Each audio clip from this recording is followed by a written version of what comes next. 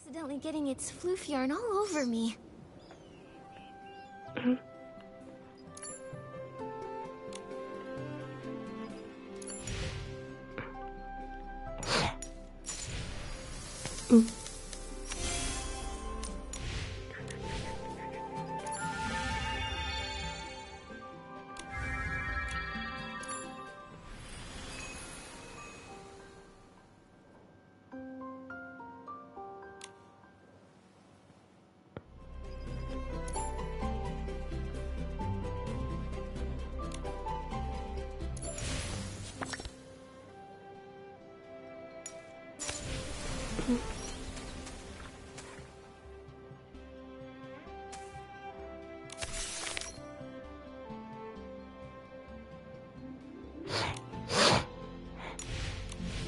That's the train. Oh, right here.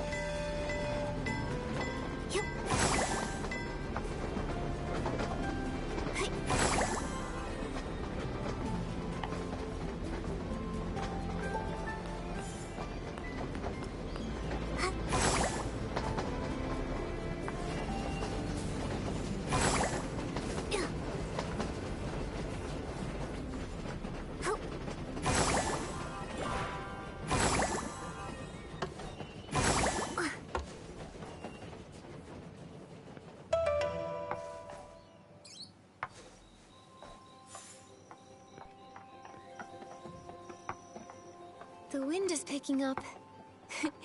Momo, be careful. Don't blow away. It's just a light breeze. I'm not worried at all.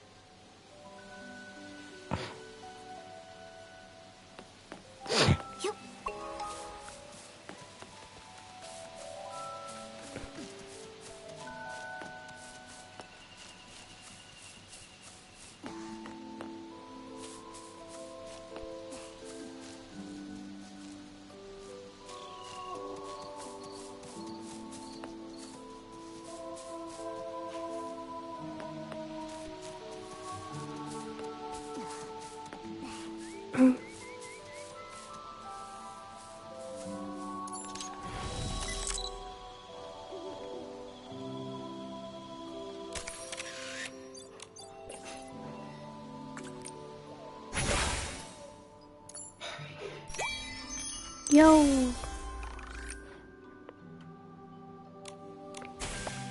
Pinky! Oh, die sind nicht weg.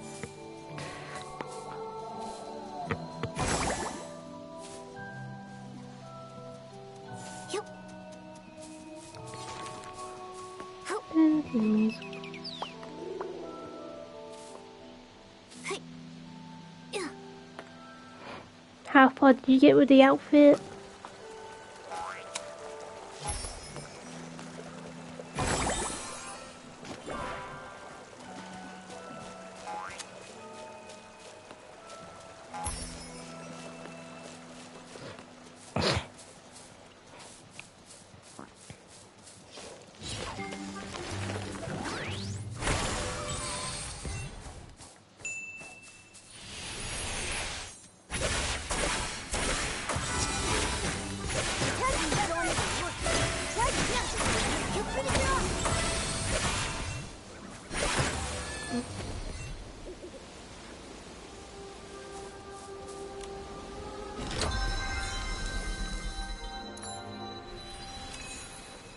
Welcome back.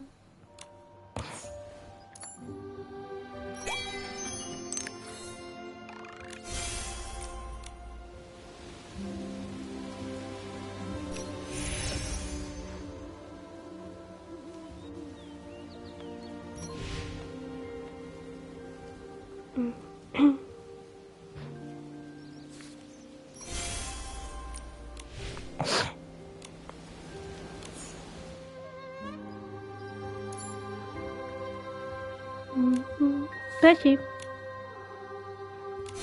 Welcome.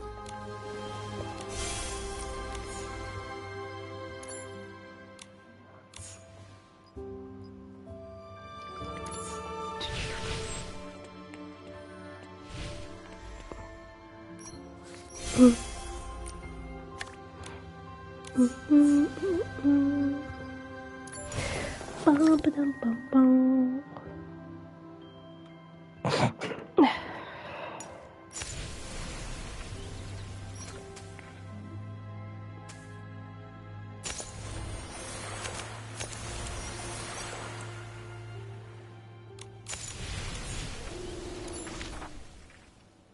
It's been going good. I got the dress and the pool 17, so pool 8 I got a bracelet. I'm 4 outfits away for the full set.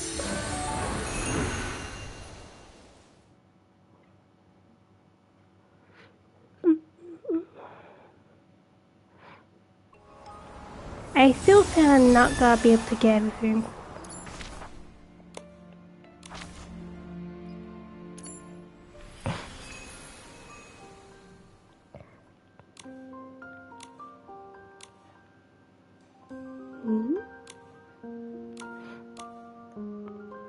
Wait, this thing has 4 pieces.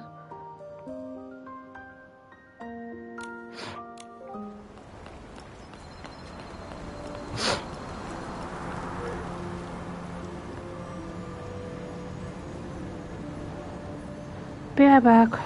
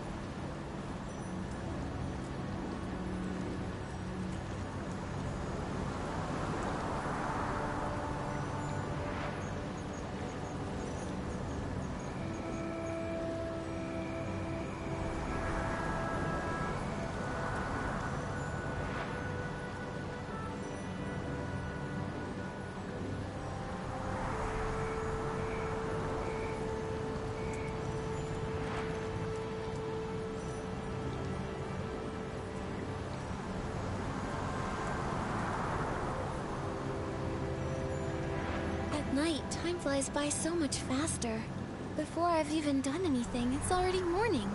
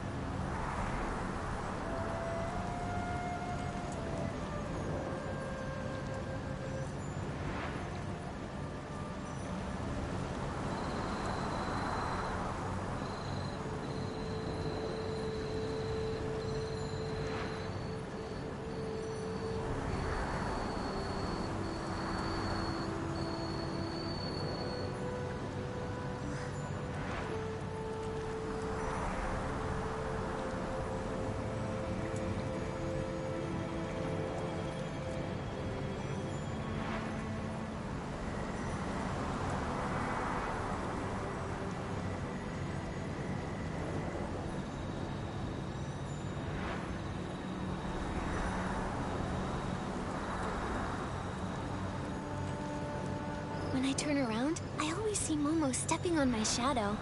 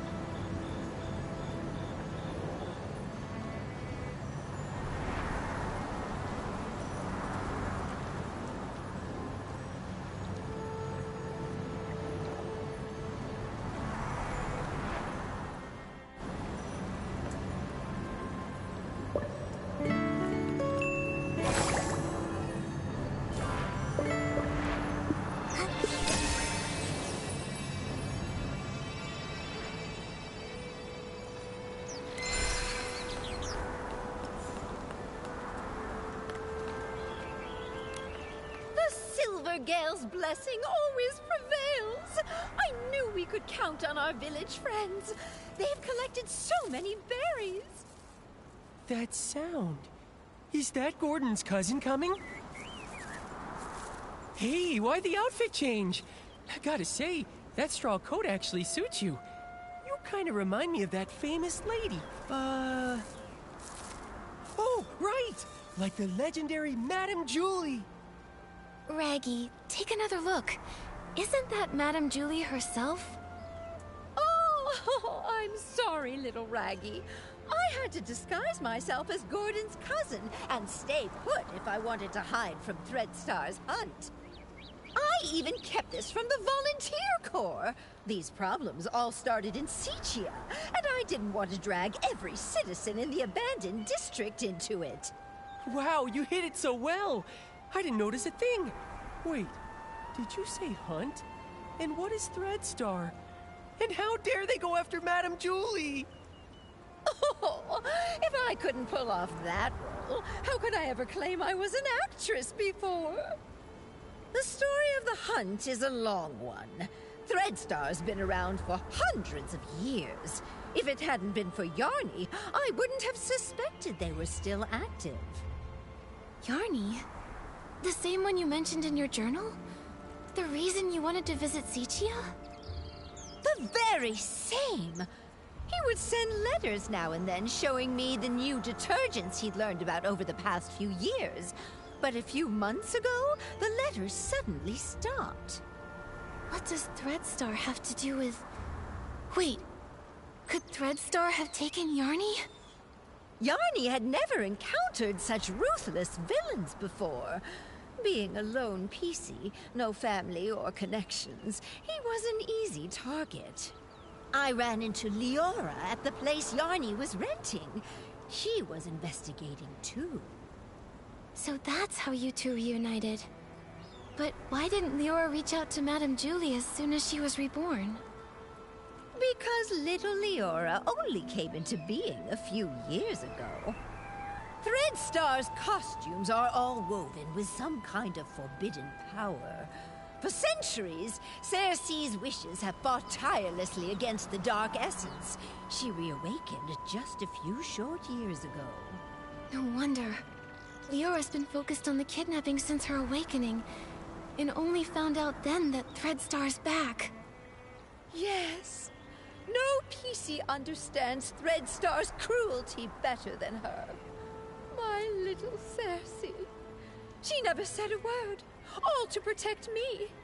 If not for this reunion, I would have no idea what she went through. Thankfully, I finally received the letter she left for me all those centuries ago. She played the part of the little sorceress in As Rain Falls, As Flowers Bloom. They originally wanted me to play the lead, but I knew in my heart that it was Cersei who was truly meant for the role.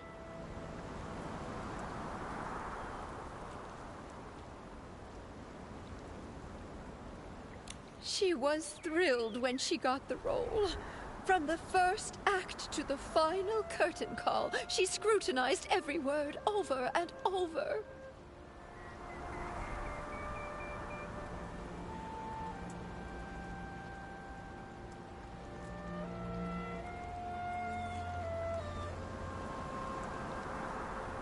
The storm teaches us to obey, but flowers give us the courage. Dearest sister, remember, sunny days are always waiting. She went over that line 17 times.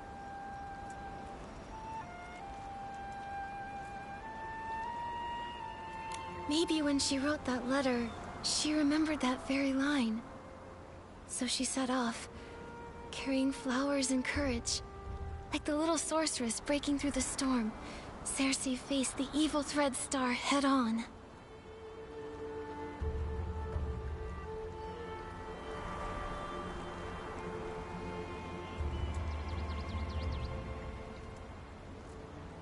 Yes, she was such a silly girl, trembling with worry before going on stage. But when that spotlight found her, she was full of strength.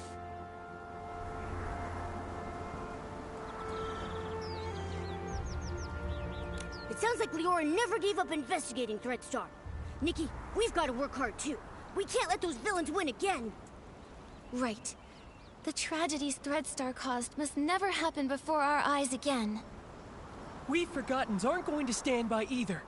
Madame Julie will be safe here with us, while we sharpen our blades and prepare to tear those rotten threads apart.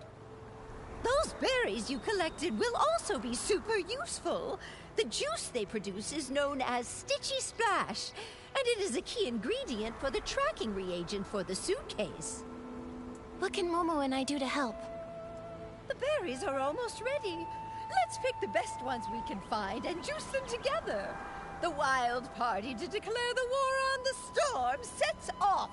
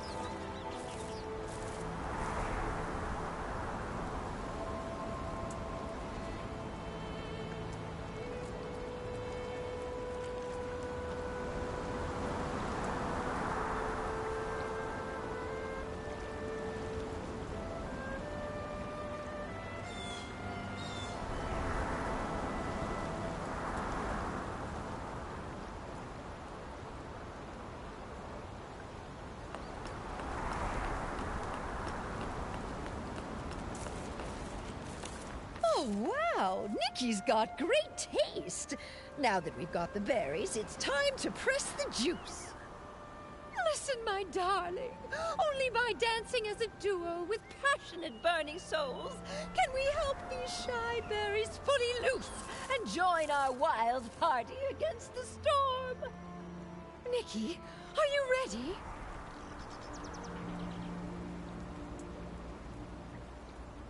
I'm ready. Let's start right now.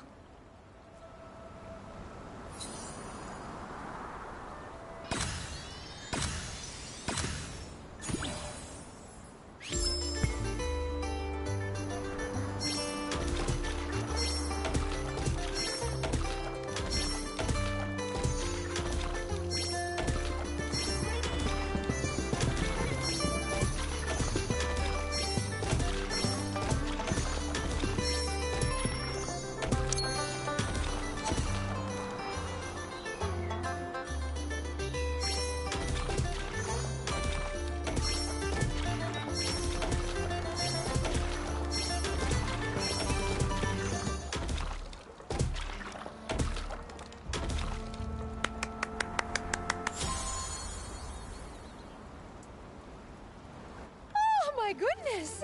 I feel like I'm getting younger with each and every step. Nikki, dancing with you is even more wonderful than that final curtain call back in Sichia.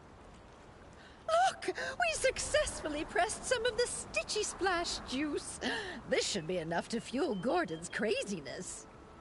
Job well done. Once we've unraveled Threadstar's rotten threads, I'll throw a Ripple Estate soiree so grand, and the Forgottens will definitely be included. I really want to go, but I haven't really gotten to know everyone, and I'm all torn and tattered. If I join the Ripple Estate soiree, won't I embarrass Madame Julie? Dear, there are no strangers at the party, only friends you haven't gotten to know. Besides, what's a little wear and tear? I once showed up to an award ceremony wearing a dress with a big rip. The whole point of this party is to bring the entire village together. Even that old stubborn Gordon told me the idea was fantastic. Madame Julie is right. You should come. Everyone wants to get to know you. I'll get plenty of dance moves ready. We're all looking forward to dancing with you. Momo and I will bring the Stitchy Splash Juice to Gordon, so he can finish the tracking reagent and catch those Threadstar threads sooner. Let's do it. For the best Ripple Estate soiree ever. Let's go, let's go, let's go! You can't run away this time, Threadstar!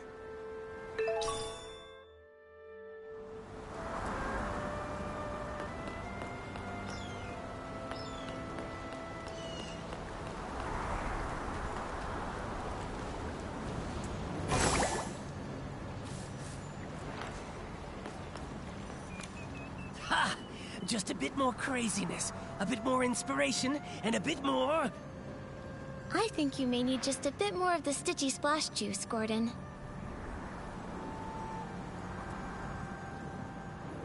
I did it! Finally!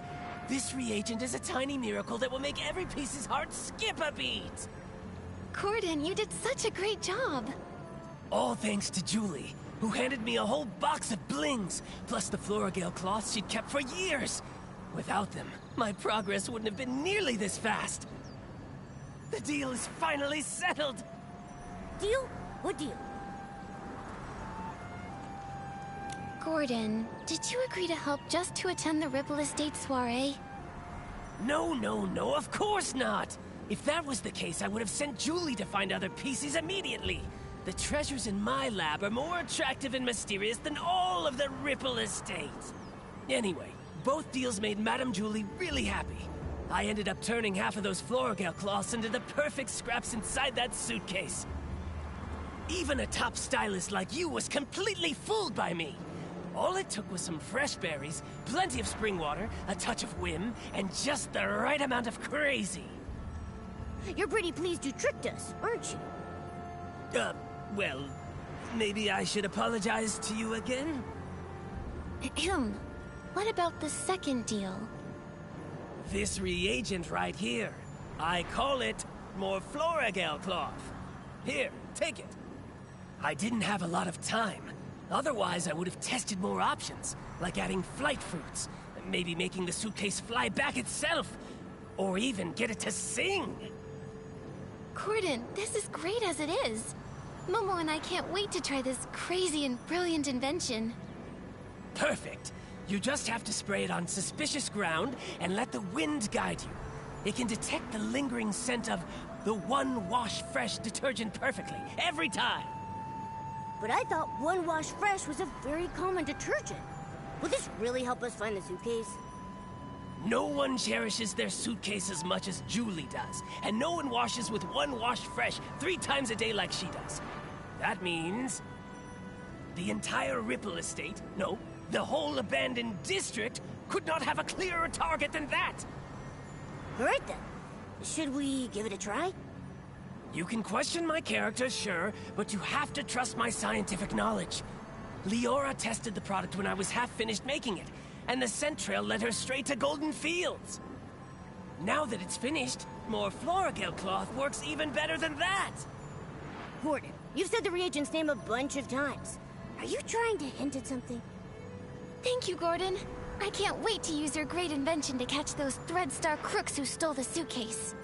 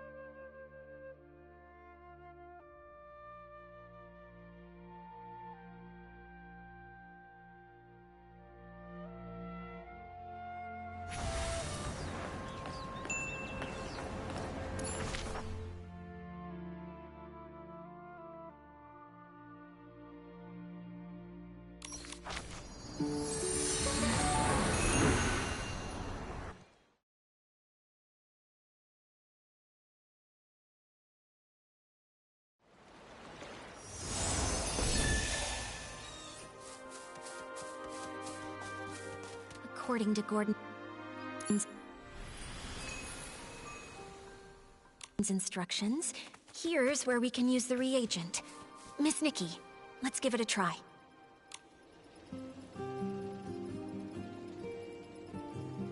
The scent trail really appeared! Amazing! Gordon's inventions never fail to impress. Following the scent trail, we should be able to find Madame Julie's suitcase. Yep. Help! Help! Someone's calling for help. Momo, we have to hurry.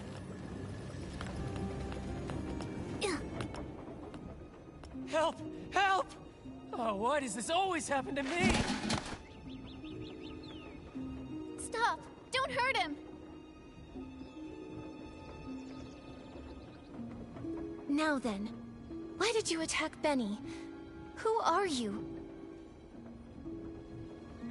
If you don't answer, we'll have to treat you as a suspect and detain you.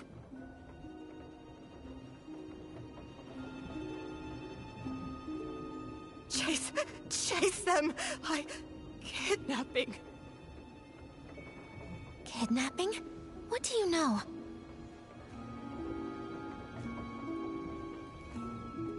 Ah! Come on! Watch out!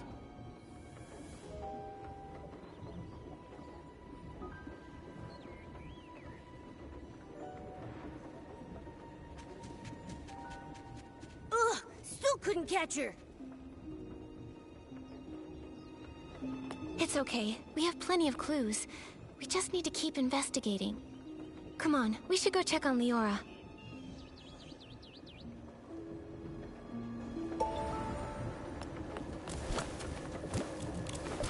Leora, are you okay? I'm fine, really. But maybe the PC who just called for help needs you more. Benny, are you alright? Just like you saw. Cleaned my fabric and now it's filthy again. I smell like fresh mud all over. This place has smelled the same for hundreds of years.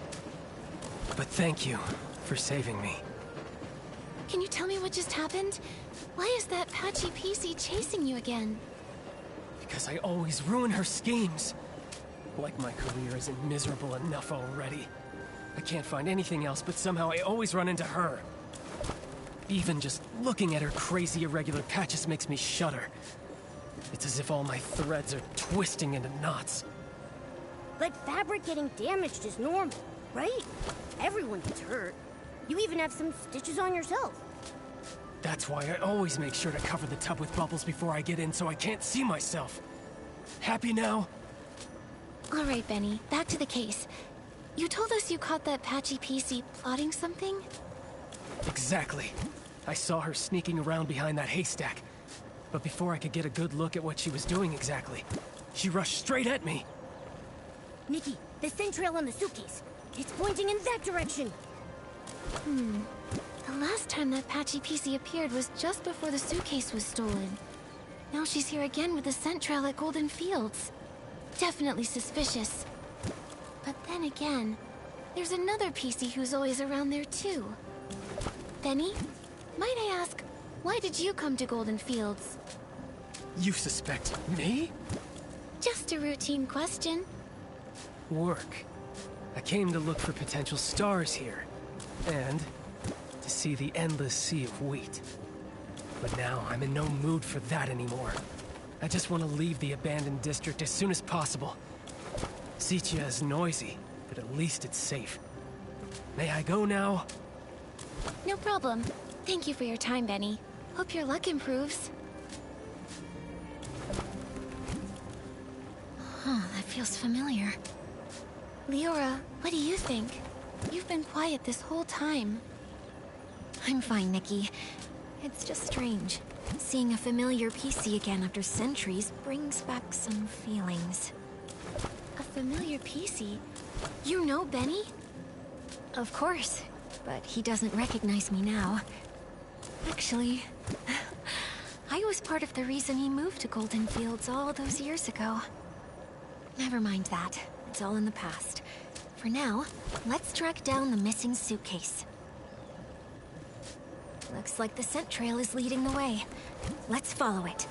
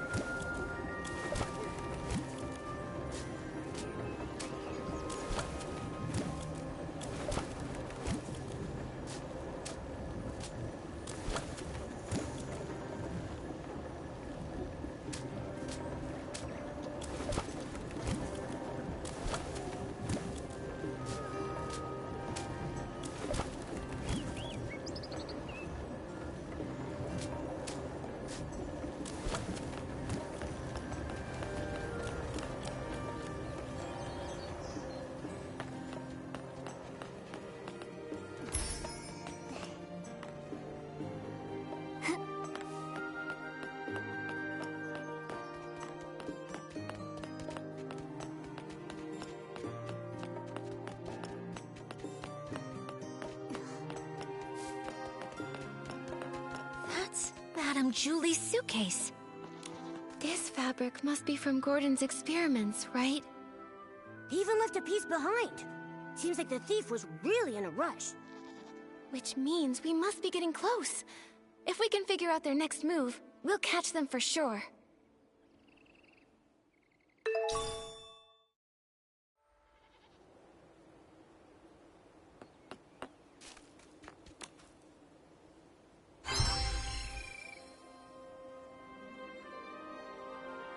There's a tear here. Is it a scuff mark?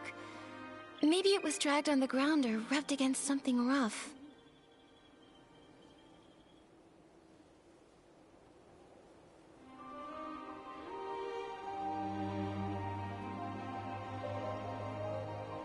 The scraps of cloth are gone. They only left the suitcase. Did they find out we were tracking it?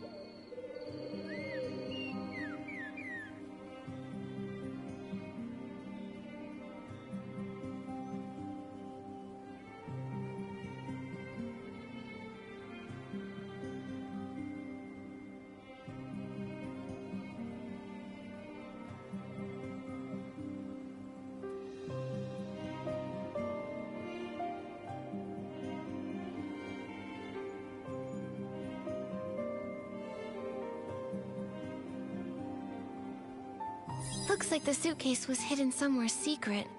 It's completely covered in dirt.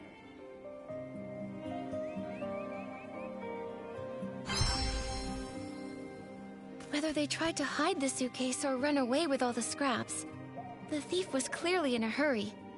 The suitcase is covered in dirt and has a scuff mark. Madame Julie's gonna feel awful when she hears about all this. Nikki, how did the thief know we were tracking the suitcase? They just abandoned it and ran off with the scraps. Could it be that Patchy PC? She did mysteriously dash off the moment we spotted her. Maybe she came here afterward to get the fabric. That's possible, but maybe the thief heard the noise from our scuffle and decided to run away from the scene. Either way, the thief risked it all to take the scraps, which means their true target has to be Madame Julie's fabric. What exactly is Threadstar up to?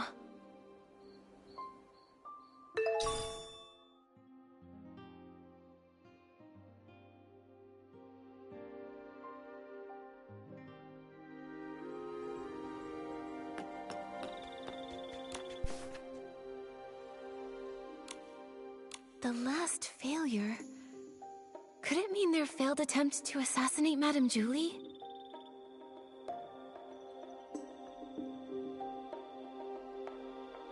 Could be.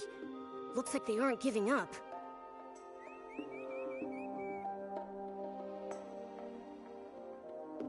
Golden Vision. Maybe that's why they snuck into the Ripple Estate soiree this time. To take Madame Julie's fabric. And what else?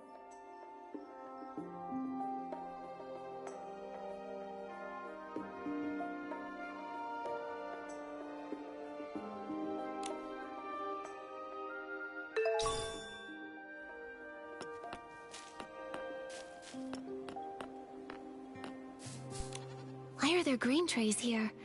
I don't think wheat stalks usually get processed here. Could it be for feeding the birds? Some of my bird friends love this kind of grain, especially spread out and dried. Believe it or not, it's actually pretty tasty to them. I see. But do other peices leave the grain here for the birds? Probably not. If other peices came by a lot to feed those birds, our culprit probably would have been discovered by now. I can't imagine they'd want to hide Madame Julie's suitcase in a risky place like this, especially with so many peices around. So maybe it's the thief feeding the birds. Could be, but it sounds so strange. Poisoning the detergent, stealing the suitcase, maybe trying to harm Madame Julie, but they're gentle enough to feed the birds? What exactly are they thinking? I don't know. Whether human or PC, I suppose someone's thoughts can get pretty complicated. Anyway, these grains are evidence. Let's take just a little bit back with us. Leave the rest for the birds. If they come back for a snack, they'll find something tasty.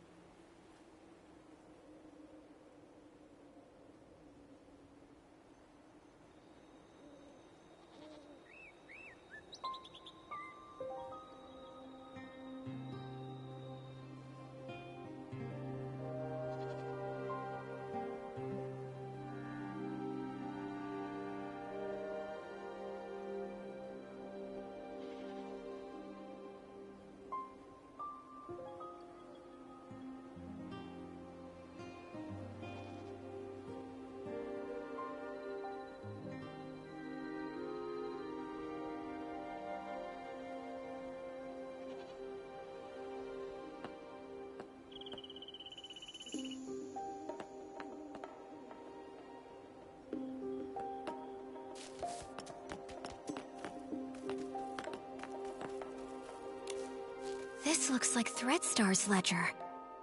It really was them who stole the suitcase. Let's look around and see if there's anything unusual here. The latest entry says the trades have gone underground. Looks like Threadstar isn't wiped out yet after all.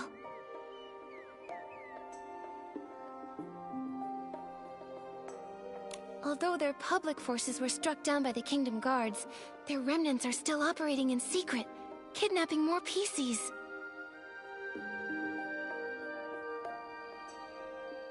They're really persistent. Wait, Nikki! This name rings a bell. Simon. Simon. I feel like I've heard that name before.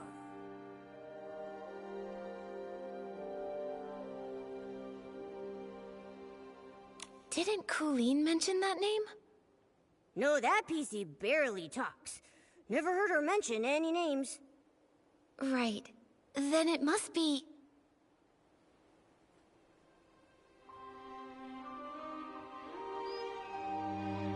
Oh, it was Tommy! The senior columnist he mentioned. His name is Mr. Simon.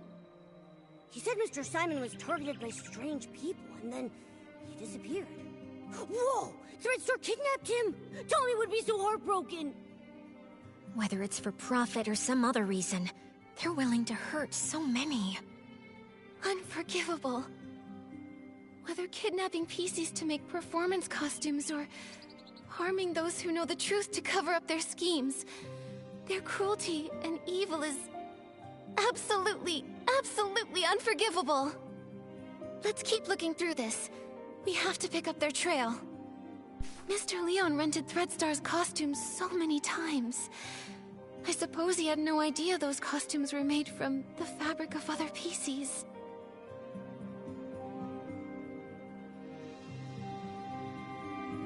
Judging by how obsessed he is with art, I bet he didn't even understand what was going on when Threadstar went under.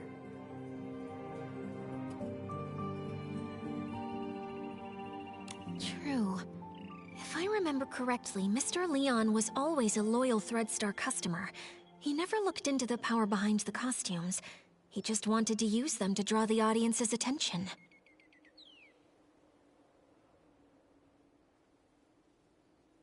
But just like we saw earlier, these evil costumes not only consume the life of the pieces, but also harm the wearers. I wonder what actually happened to the human that imbued Mr. Leon's fabric with wishes.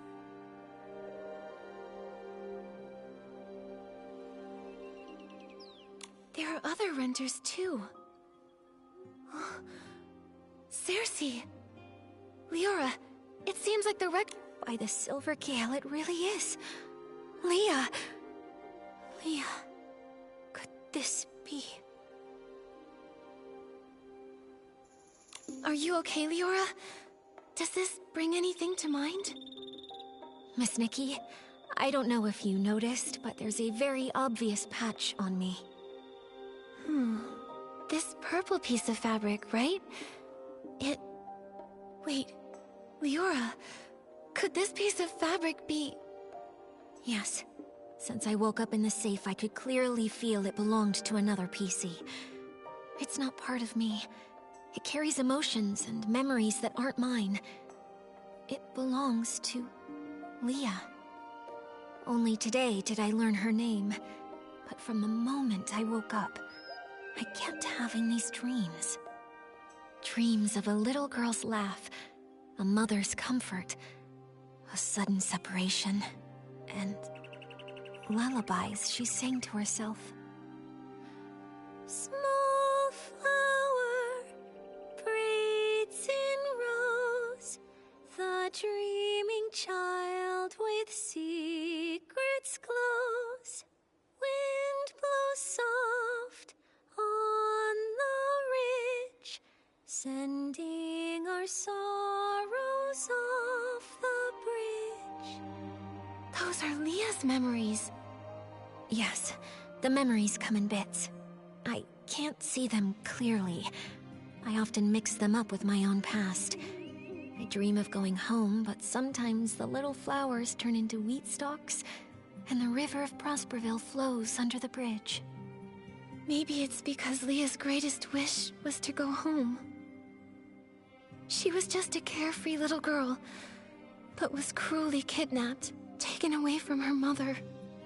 In the darkness and turmoil, she could only hum the lullaby her mother once sang, quietly comforting herself, hoping her mother would find her at any moment, sweep her up, and bring her home. Maybe it's because of Leah's memories that I've been following this kidnapping case since I woke up, and I've come back to Prosperville once again. Sorry, Miss Nikki. I think I want to spend some time in the wheat field nearby. Hopefully, the scent of the wheat will bring you some comfort. The heavy wheat bows low with grace, counting grains as winds embrace. Oh wind, please look and see the shining stage, tall towers free. Leora, are you feeling better? Thank you for asking, Nikki. I'm okay. I just remembered some things from the past. Some things from Prosperville? I heard you humming "The heavy wheat bows low." Yes. Back then, I was a cheerful village girl. I made up this little rhyme myself.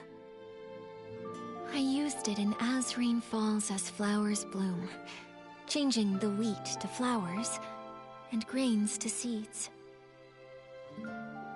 Cersei must have loved running through the waving fields in Prosperville, sitting on haystacks, singing, sleeping with the scent of wheat. Sadly, Miss Nikki, back then, I hadn't yet lost those golden stalks, so I didn't understand how precious they were. I was just tired of my unchanging hometown, dreaming of the big city people talked about. So I stood here often, wearing the outfit I designed. I pretended to be a scarecrow. I called to the wind and birds, hoping to catch news from afar, like the little sorceress, craving sunny days but too afraid to face them. A stage wider than any room at home, and spotlights even brighter than the sun. I wanted to see what they truly looked like. By fate's design, as I wore that very outfit, Benny chose me. Wait, so it was Benny who discovered you! Maybe he isn't unlucky after all. No wonder Benny returned to Golden Fields this time to scout the next star. He must have recalled Cersei's success back then. Success? Maybe.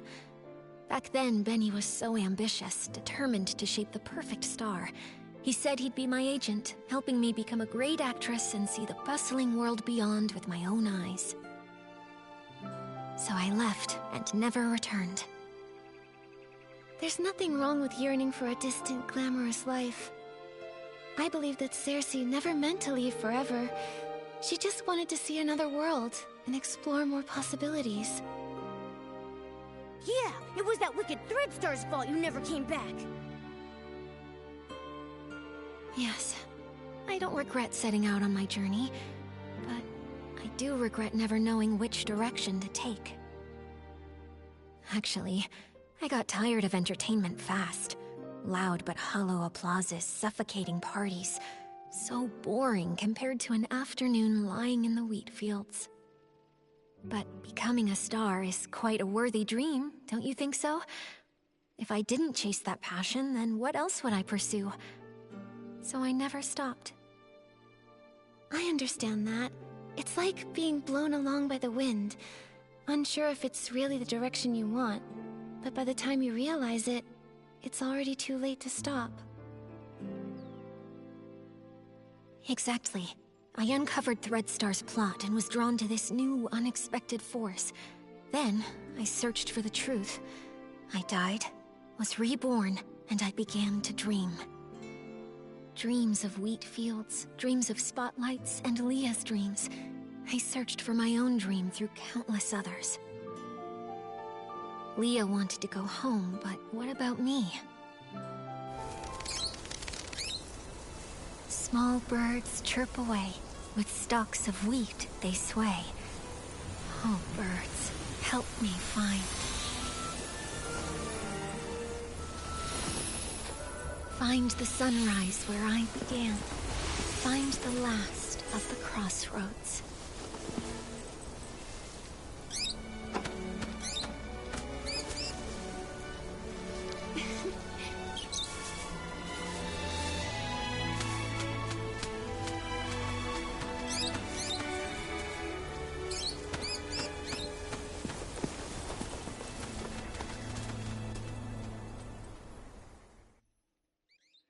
Miss Leora, finding your direction is difficult, and I can't give you an answer right now. I believe that the only way to lay down your burdens and hopefully find your direction is to end all of the tragedy that Threadstar creates. Just like a wild bird, you're only able to fly when you feel the light. Yes, just like... a bird. Miss Leora, since that Threadstar thief once fed the birds might know where they ran off to. Maybe the birds do know the way. Miss Nikki, no matter where I end up, I never want Leah's tragedy to happen to anyone ever again. This outfit has the ability to call the birds. Let's give it a try. After all, we must find that thief. My...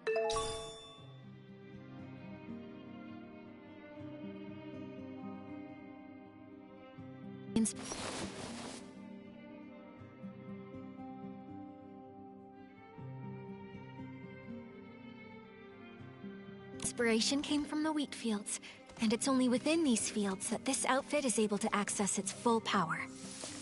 Birds fly, winds reply, bring the answer to Momo nearby. The birds said the piece you fed them was very gentle, but always seemed worried, and kept saying that if they couldn't leave, they would hide in the most unexpected place.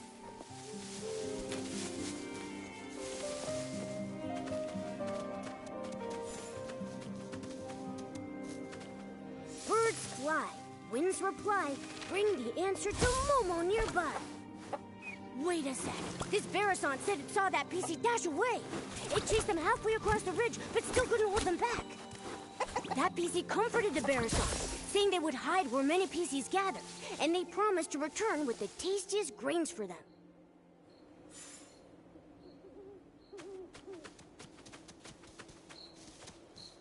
Birds fly, winds reply, bring the answer to Momo nearby. Wow, the PC talked with the birds about how to hide from predators. They said masking their scent is most important, like hiding in the wheat fields, blending with the fragrance.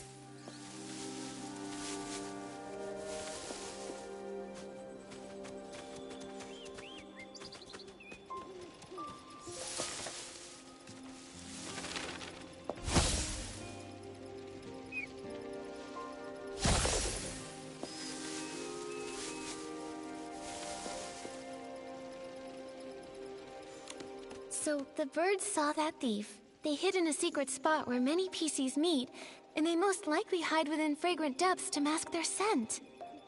And it said they would hide in the most unexpected place. I see.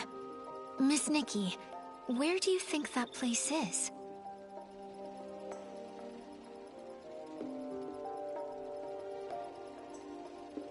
The Market of Mirth is the busiest place. Could the thief have blended into the crowd there? But there isn't any fragrance over there, and it doesn't seem like an unexpected place to hide. Good point. Give me a moment.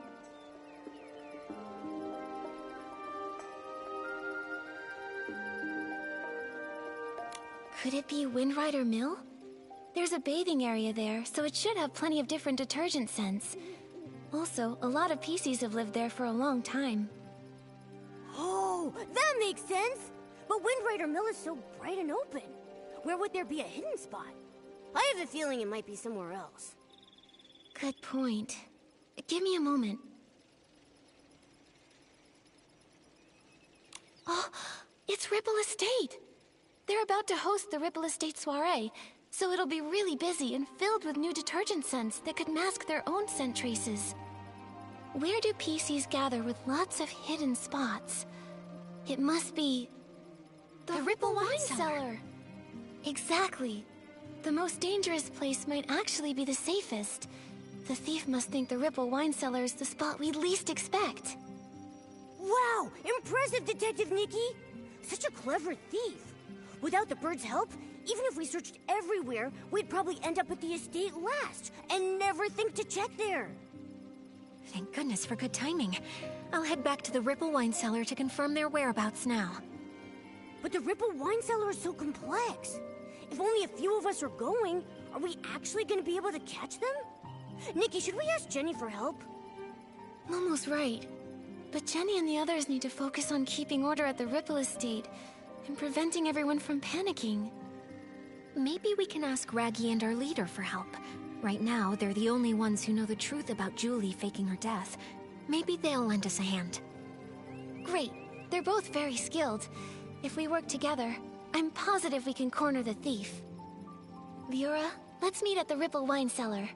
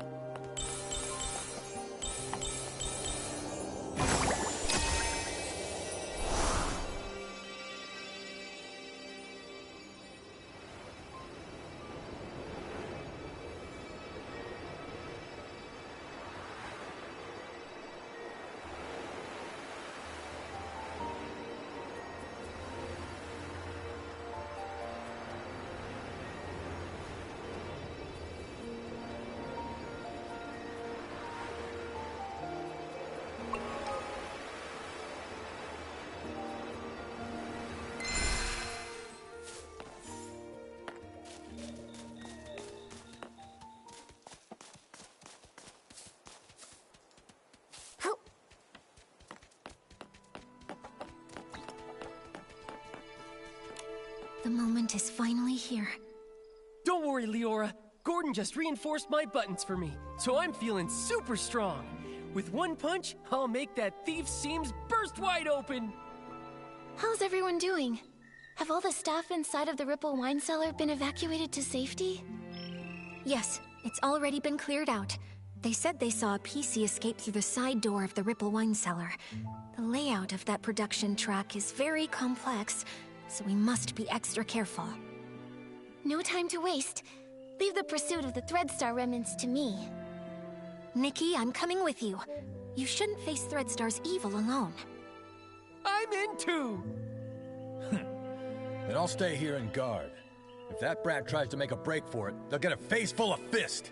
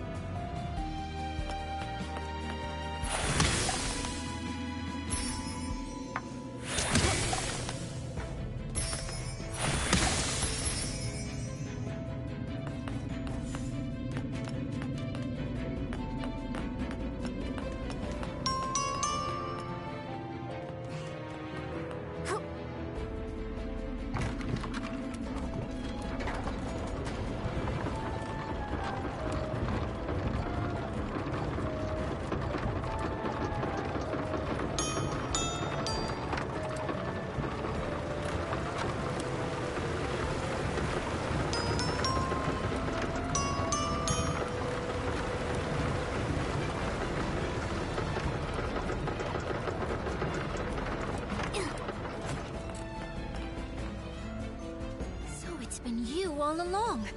Crueline, this time you won't get away.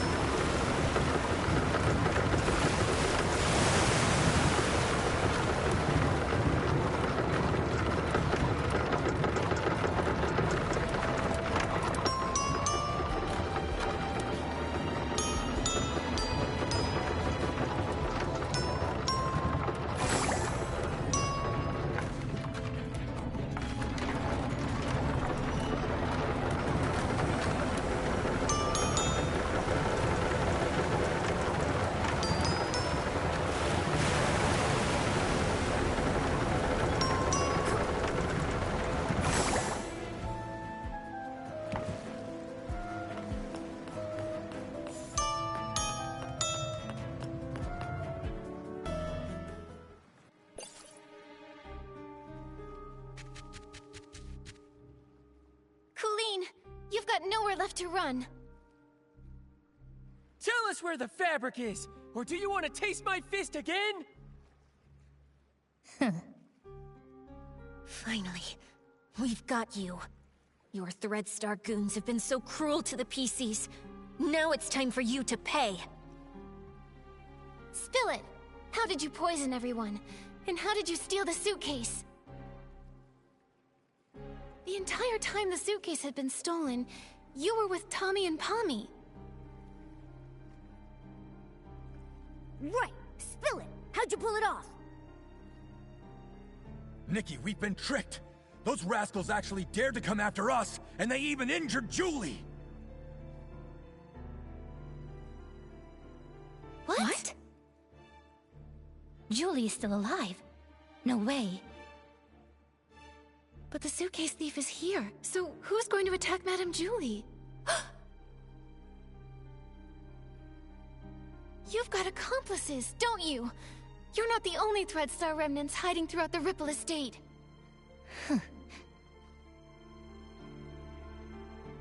Please don't panic. Madame Julie's only injured. Let's get back to the village.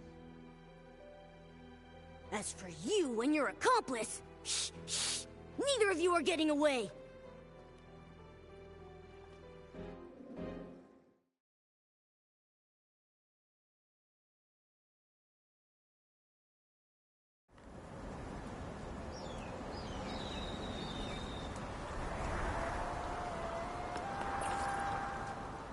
Stitching, stitching, endless stitching.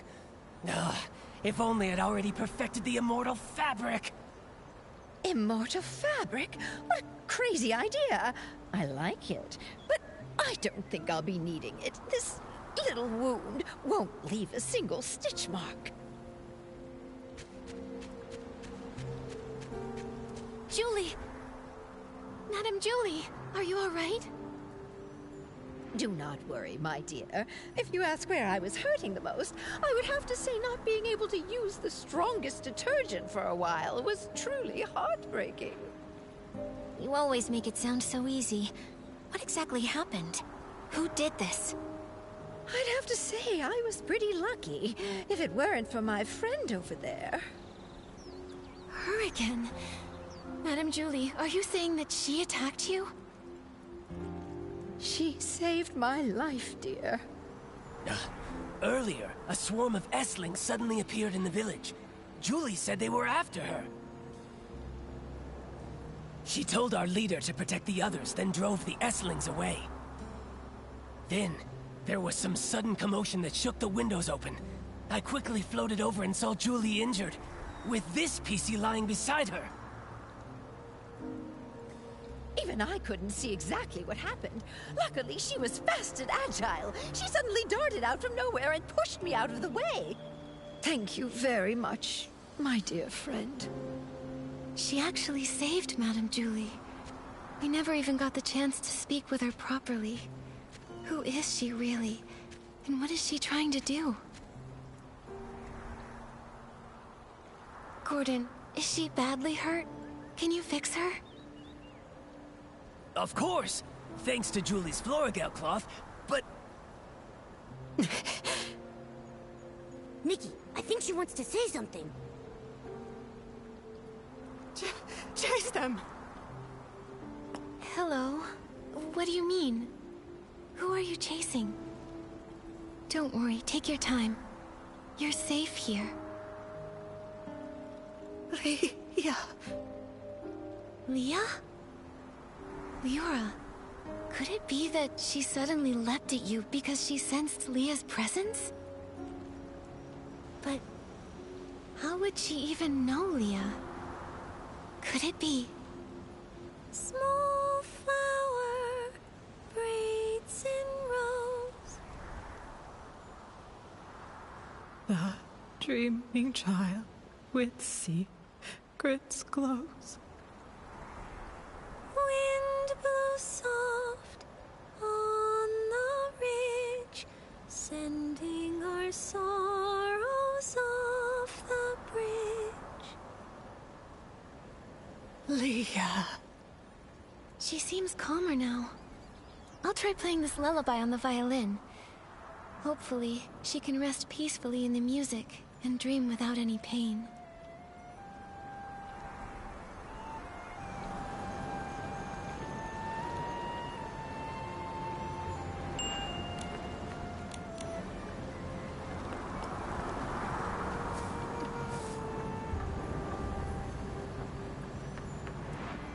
The wind is picking up.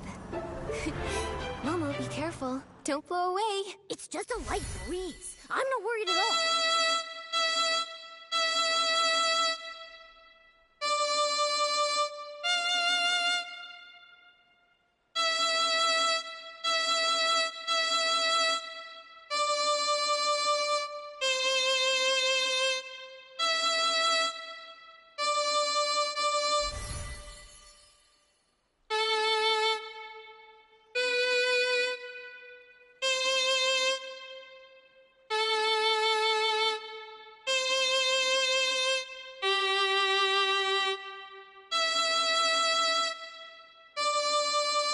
She's so much calmer. That's wonderful. This is just unbelievable. Even I never thought something like this could happen. What is it? Did you discover something? This patchy piecey. This is utterly mad. I'm still checking, but... Yes, every single piece of fabric on her body comes from the body of a different piecey. That's just like the Threadstar costumes. Leora has a patch from Leah, so she has Leah's memories. With all of those patches, this PC... She must always be dreaming noisy, chaotic dreams, pulled in all directions by countless voices. Sometimes she might suddenly forget who she is, or why she even came here. No wonder she sometimes seems like a completely different PC. The reason she often talks to herself and struggles to connect with others is that her mind is confused and lost. But why would she do this? Or was she made this way by someone else? This is so bizarre. I'm afraid we won't figure it out until she wakes up. And the attack. Only she might have seen the attacker.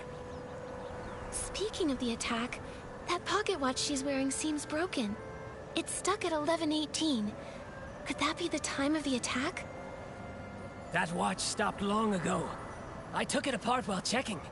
It's full of dust, and the gears are all stuck together. Then why would she still wear it? Why, indeed. I'll try removing all her patches so there'll be fewer voices inside her. Then you can talk to her original self without all the noise. This will be such an exciting experiment!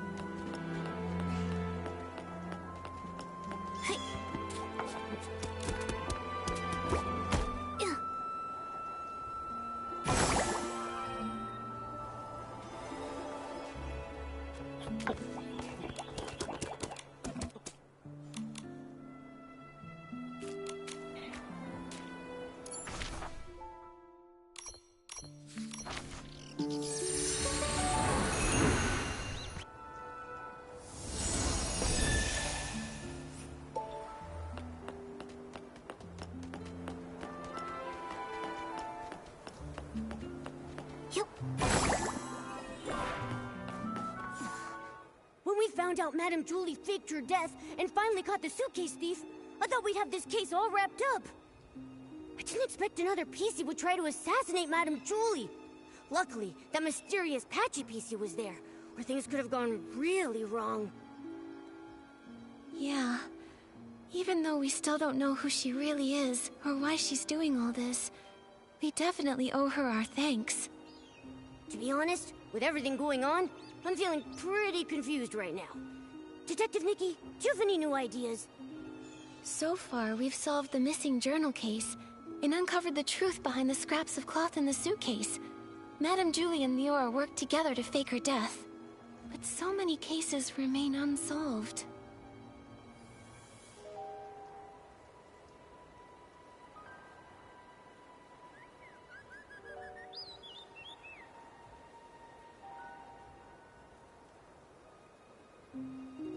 We tracked the suitcase and ended up at Colleen, but she didn't actually steal the suitcase. The real thief is probably an accomplice of hers who's still hiding in the shadows. Look at her, with that top hat and bow tie. I thought she was just a cold but decent PC. Turns out she's a major troublemaker. Luckily, with Gordon's reagent and help from Leora and Raggy, we managed to trap her. Otherwise, she would have run off with the suitcase into the abandoned district.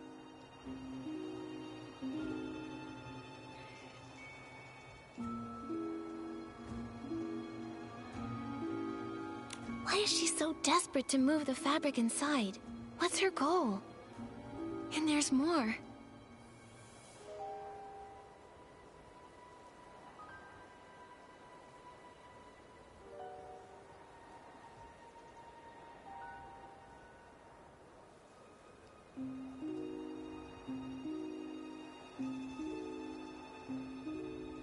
We never managed to catch who poisoned the Dawn's first light detergent.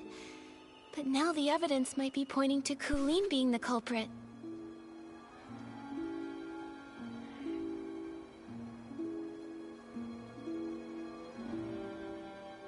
She's the owner of the detergent bar, right? Hasn't she been researching the detergent industry at the Ripple Estate? She probably figured out the secret formula for Super Duper Palmed a while ago with all that digging. And since she knows more about detergents than most PCs, this poisoning method wouldn't be hard for her. And there's more.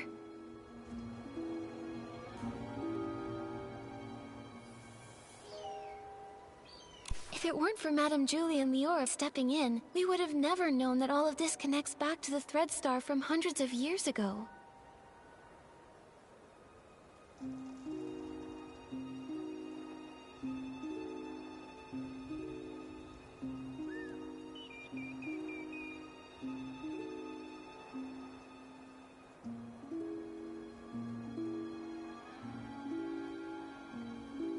Using pieces to...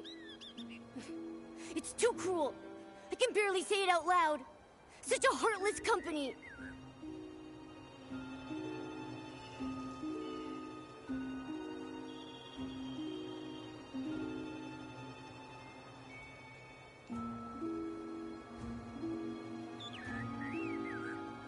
Even though the Kingdom Guard's Operation Starstrike was a huge success, Thread Star somehow rose again.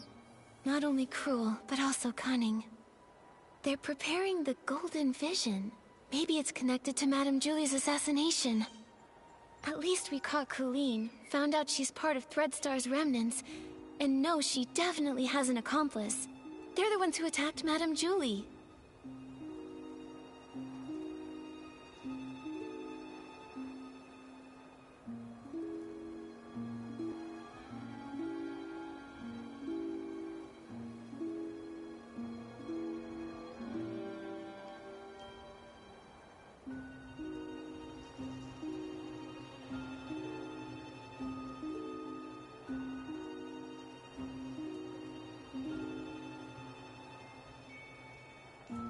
She needed help to pull off the suitcase theft.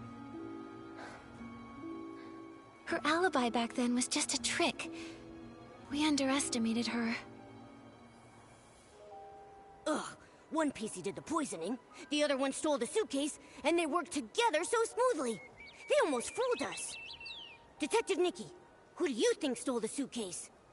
Based on our findings, Tommy was held up by Colleen, and Benny was unconscious. Neither had time to steal it.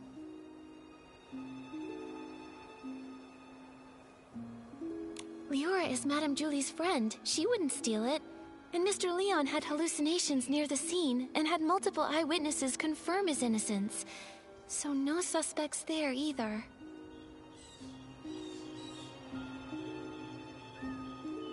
But Colleen didn't have any time either.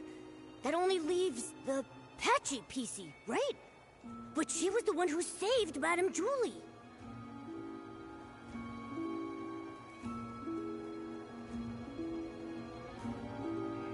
I'm a bit confused now. We must have missed some key information. It seems like the Patchy PC's identity and motive might be the key to all this. Let's hope the truth comes out when she finally wakes up.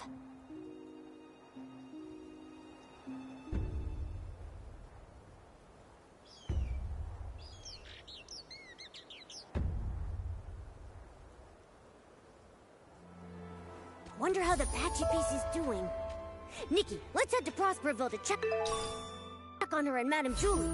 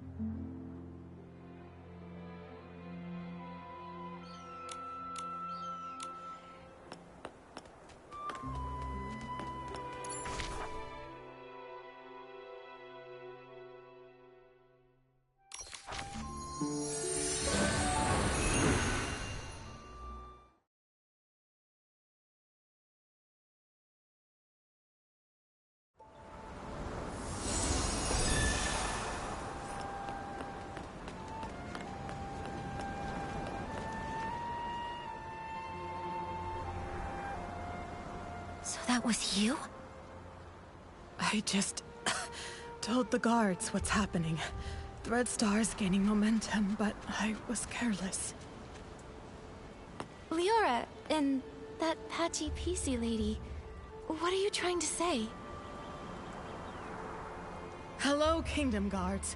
I'm Scarlet the Seeker, former Kingdom Guard reporting in. Miss Scarlet was a member of the Kingdom Guards. She's the one who uncovered Threadstar's plot, leading to Operation Starstrike. Also, she's Leah's mother. What? What are you talking about? Let me explain. I discovered Threadstar's conspiracy all because of Leah. Leah was my daughter, a lovely girl. Unfortunately, she was sick and left me too soon. I always kept her little clothes by my bed, pretending she never left. I missed her dearly. Then one day, her clothes disappeared. A tiny PC appeared in their place. She turned to me and called me Mama. I thought this PC was a blessing from the gods, so I called her Leah. I cared for her fabric, we played, and I sang Leah's favorite song. Small flower, braids in rows, the dreaming child with secrets glows. Ah, happy days. I always slept with a smile on my face, until she vanished too. Gone without a trace, like she never existed. I looked everywhere, but never found her. So I started investigating all the cases of missing PCs, hoping to find a clue. That's when I noticed the Red Star. The Kingdom Guards took it seriously, and Operation Starstrike succeeded. Red Star was seemingly gone, but I still wasn't able to find my dear Leah. No matter where I looked, I never saw her again. Later, I left the guards and died alone, still searching for my baby girl. I was then reborn as a PC. This broken pocket watch stopped exactly at the time Leah left. I wear it always. I swore on it. Whether whole or broken, whether it takes a day or 100 years, I will find my Leah. After a while, I began sewing pieces of the victim pieces onto myself, piecing together their memories to find the truth. I've followed those memories ever since. Threadstar kidnapped Leah and turned her into... That's why you were so emotional seeing Leora. You were sensing Leah. Yes, those memories confused my mind, but I will never forget Leah's presence. Leah, my little Leah, I miss you so much. Wind blows soft on the ridge, sending our sorrows off the bridge. Leah knows your voice. I know. I followed Benny here because I suspected that over the decades, he's been helping Threadstar pick kidnapping targets. Wait, so you think Benny is a member of Threadstar? That's why you attacked him? Attack? I did chase him, but I didn't succeed. How come? What a liar. Benny wasn't at the fermentation zone his first day at the estate. I found him there, but that was early on the second morning. Wait, that's the day after the first poisoning case. A whole entire day after Benny claimed he was attacked. His first day hiding in the estate, I couldn't follow him inside. The next day, I followed him to the fermentation zone, trying to catch him. I was distracted by a noise, probably one of his accomplices. He escaped, and I wasn't able to attack him. The so-called attack was just a setup. I understand now. We need to catch Benny quickly. Don't worry, Gordon asked Jenny to keep him locked up. Both he and Colleen have already been detained. Unfortunately, the PC who attacked Julie used some forbidden power to strike from a distance. I didn't see them, so I can't be sure if it was Benny. That's okay. You get some rest. I'll take it from here. I'm heading back to Ripple Estate to have a talk with them.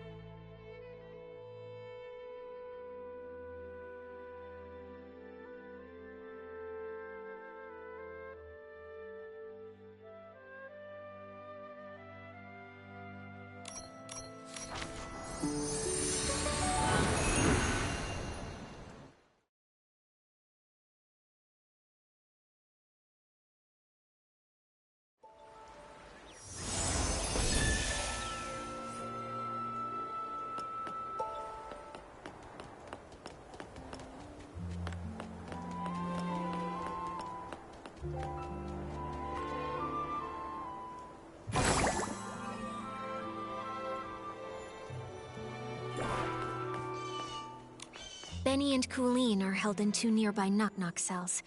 It also looks like the others found these shredded fabrics on Colleen, but she won't explain why she stole the suitcase. As for Benny, I have yet to see him. I heard he's insisting on his innocence and begging to leave the abandoned district. Suspecting an old friend must feel awful. Leora, if you ever need to talk, I'll be here for you. It's okay, Miss Nikki. After hearing about Miss Scarlet's investigation, I had some doubts about Benny. After all, if it hadn't been for him, I wouldn't have started renting costumes from Threadstar. Huh? Didn't you start to suspect him when Threadstar got into trouble? Threadstar was popular then, and their custom stage costumes were in high demand. Benny was a perfectionist and wanted me to rent a magical costume to boost my influence. It wasn't that strange to me. So just like I never told Juliet about these things, I never told Benny I was investigating Threadstar either. But I never expected to run into him here, right when we were tracking down Threadstar's remnants. Returning to the abandoned district after a long time and running into so many accidents, it's hard not to be suspicious. Indeed. I've been afraid to face him because I'm worried I might get a bad answer. Leora, were you close to Benny in the past? Close?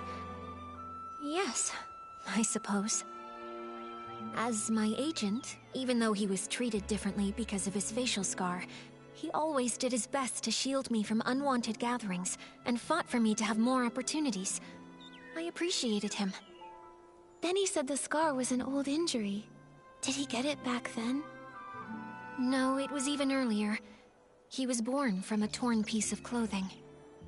The owner of the clothing was a struggling actor who had an accident. It happened during a very dangerous performance. Both he and the costume were left with a permanent scar, and his dreams shattered. When I met Benny, he never really spoke about it, but kept washing himself and tidying the house, as if trying to repair every broken piece of his life. The pain from that accident, just like that scar, never faded from Benny's heart. Maybe because of this, he was a perfectionist and very strict with me, demanding I be a perfect star in everything I did. But he also cared for me a lot, like an older brother, ironing out every crease in my costume and making sure to tidy up my messy dressing table. At every performance, he stood backstage, applauded me, and gave me a bouquet of flowers. He wanted the spotlight on me even more than I did, as if the light could also heal his scars. Sorry for rambling. The most important thing to do now is to figure out what they're hiding. I think we can start by questioning him. If what I know about him isn't entirely based on lies, then he's not someone who's good at keeping secrets. All right, leave it to me. Momo, let's go ask Benny some questions.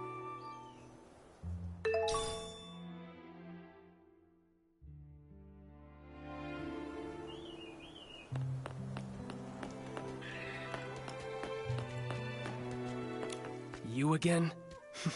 Detectives. Is it my turn to be treated like a suspect now?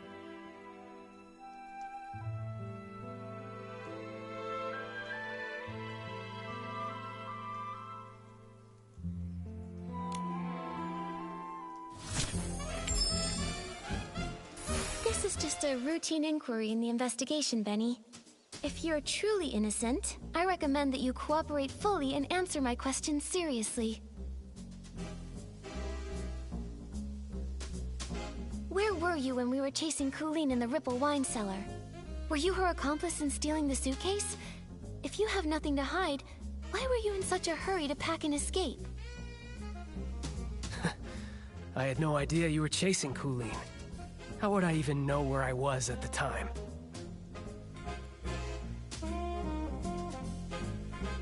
As for stealing the suitcase, wasn't that after I was knocked out? I was hit by that jittery, patchy PC as soon as I arrived. How could I have had time to steal anything?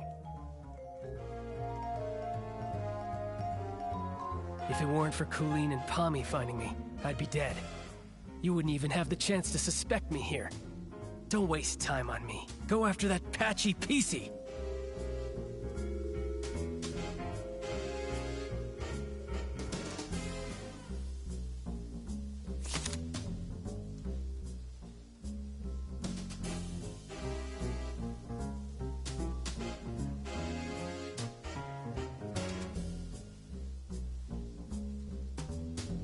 If she hadn't been chasing me around all day, I wouldn't have been in such a rush to leave. I'm sick of the endless threats, of a career that never goes smoothly. I want to go home. Is that a crime? Ugh! This fluffbag's tougher than I thought! Nikki, let's hit him with the evidence. Tear those lies to shreds!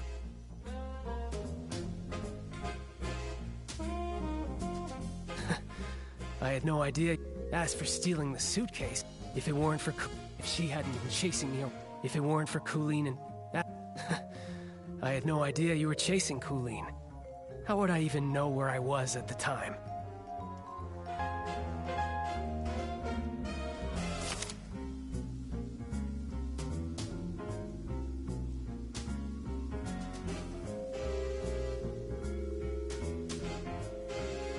Why are you showing me this? Sure, I'm not successful. I had no idea you were chasing Colleen. He's really cautious. We didn't tell anyone that we were tracking Colleen, so it makes sense he wouldn't know.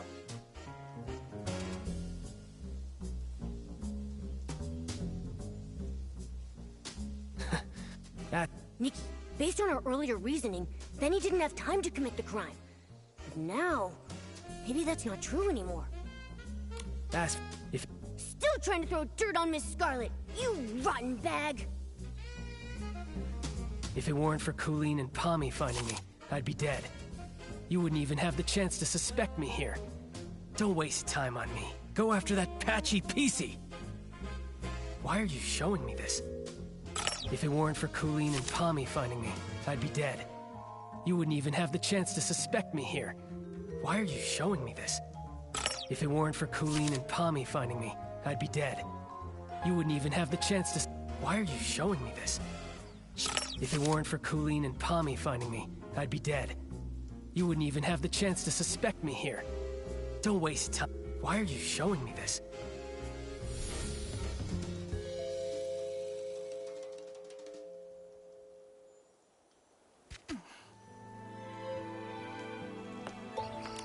You again?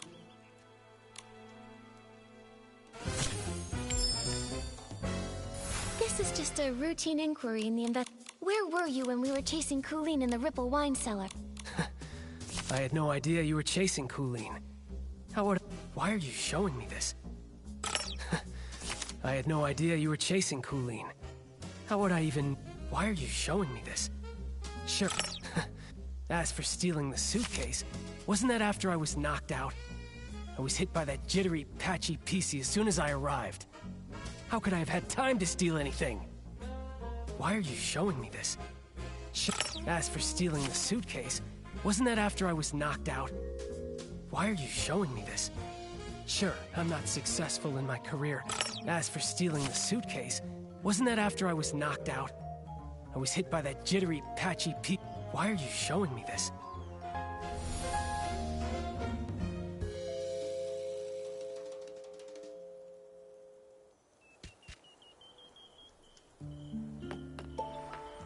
You again?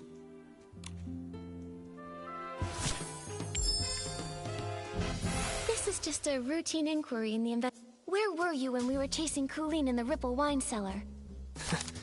I had no...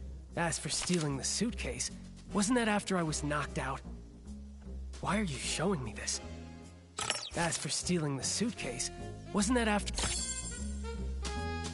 Benny, I'm afraid that what you don't know is that we've already spoken with that patchy piecey you mentioned. What? That's impossible. That thing can't even form a complete sentence. How could you possibly... Miss Scarlet has finally regained her senses. She's not some evil piecey like you tried to frame her as. In fact, it's the opposite. You're the suspect, and that's why she's been chasing you all along. According to her testimony, your alibi doesn't hold up. In truth, all that evidence was a lie you and Colleen... If I deduced correctly, your arrival time in the abandoned district is accurate. Lindy can confirm that much, so you couldn't have faked it. But everything after that? Completely fabricated. The day you arrived, you went straight to the Ripple estate to meet up with Colleen and set your plan to steal the suitcase. Colleen poisoned the detergent, and you stole the suitcase. She poisoned herself so she wouldn't be a suspect for the suitcase theft. Exactly. After stealing it, you left the estate and met with Colleen in the fermentation zone. She always said she had a habit of doing her research at night. But once you left the estate grounds, Ms. Scarlet spotted you again. Thanks to Colleen's help, you managed to escape. After that, the two of you chose to stage a fake attack scene to frame Ms. Scarlet. That way, everyone at the estate would be on guard against her. She couldn't keep following you in the estate, and you had your unconscious all day alibi. Now I get it. Even though Colleen and Pommy found you together the day before, the only one who claimed to have seen you unconscious there was Colleen herself. In reality, you never went to the fermentation zone that first day. Colleen brought Pommy to find you on purpose, making her testimony seem credible. That's quite a clever conclusion. But sorry, I'm just a failed talent scout. I don't get all the twists of this case, and I'm not interested in your detective games. I have no idea why that lunatic PC suddenly started spouting all this. The only thing I know is that she kept chasing and attacking me, and caused me a lot of trouble. If you insist on believing that maniac and refuse to believe me, well then, I've got nothing more to say. Suit yourselves. What do we do, Nikki? He still won't confess. If he keeps insisting Miss Scarlet is lying, we can't really prove otherwise. I would rather believe Ms. Scarlet's testimony, but with both sides telling a different story, we can't use this as evidence to convince Benny. Let's talk to Colleen again. If we can prove she gave Benny false testimony, we can completely shatter their lies.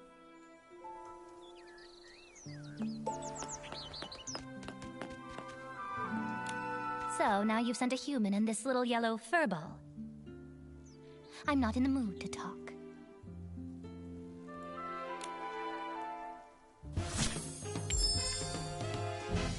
Colleen, refusing to talk won't help. Since you had the guts to steal Madame Julie's suitcase, you should have been prepared for the truth to eventually reveal itself.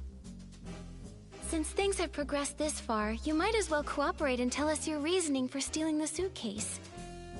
You're so gentle with the birds, so why stay loyal to a cruel organization like Threadstar? Steal a suitcase? Nonsense. You were chasing me so fiercely that I got scared and hid for my own safety, that's all. I didn't steal anything. Little birds, Threadstar. I don't know a thing about them.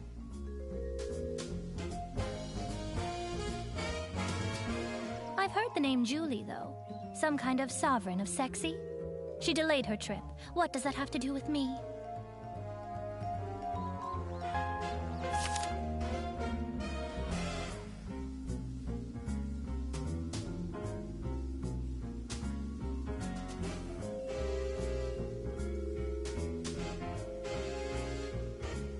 You just show me this. I've heard the name Julie, though. Some kind of sovereign of sexy. She... Little birds, Threadstar. I don't know a thing about them. You just show me this Little birds, Threadstar. I don't know a thing. I've heard the name Julie, though. Some kind of sovereign of sexy. She delayed her trip. What does that have to do with me? You just show me. I've heard the name Julie, though. Some kind of sovereign. You just show me this I've heard the name Julie, though. Some kind of sovereign. You just show me.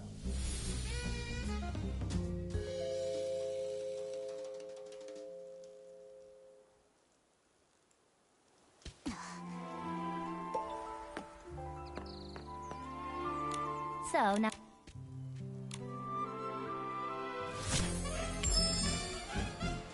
Colleen, refusing to talk won't help. Since things have progressed this far, you might as well cooperate. Steal a suitcase? Nonsense. You were chasing me so fiercely that I got scared and hid for my... You just show me. Steal a suitcase? Nonsense. You were chasing me so... You just show me. Steal a suitcase? Nonsense. You were chasing me so fiercely that I got scared. Those scraps were found in your possession. Still going to deny it? Just some cloth scraps. I use them to test detergents. What? Is there a rule against bringing your own scraps to Ripple Estate? If they were really just scraps for testing detergent, why did you keep carrying them while running away? Even when you were cornered, you still wouldn't let them go. I'm a professional detergent bar owner. I have my reasons. Besides, you suddenly chased me. I didn't have time to think about what I was carrying. If you can't prove where these scraps came from, stop wasting my time.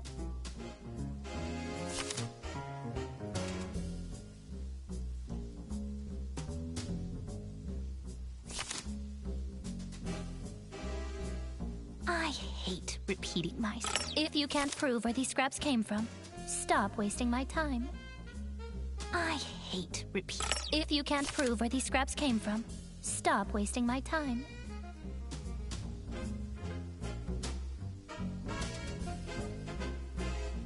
I hate repeat.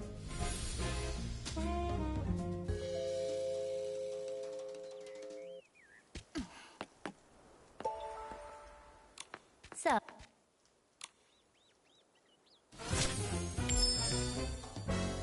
Colleen, refusing to talk won't help. Since you had the guts to steal Since things have progressed this far, you might as well cooperate. steal a suitcase? Nonsense. You were chasing me so fiercely that I got scared and hid for my own safety, that's all. You just show me this random... Steal a suitcase? Nonsense. You were chasing me so...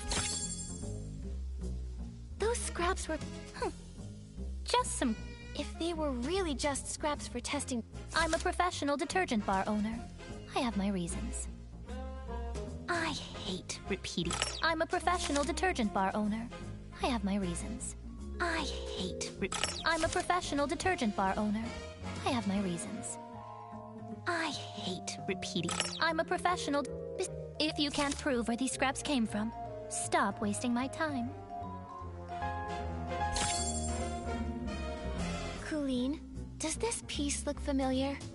We found it near Madame Julie's suitcase at Golden Fields. The one you didn't manage to take. If we compare this piece with the scraps we found on you, it will prove they're the same fabric. Or do you need to see a lab report before you'll admit it?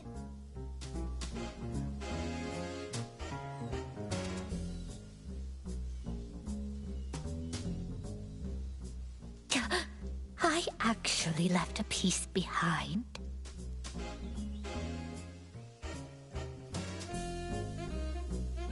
Looks like you just admitted to being the suitcase thief. Now, one more question.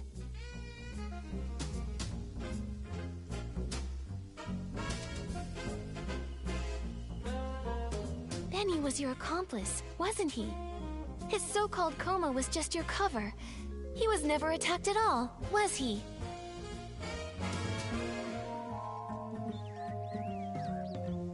And what does it matter if I am the suitcase thief? Give it up. I'll never tell you anything else.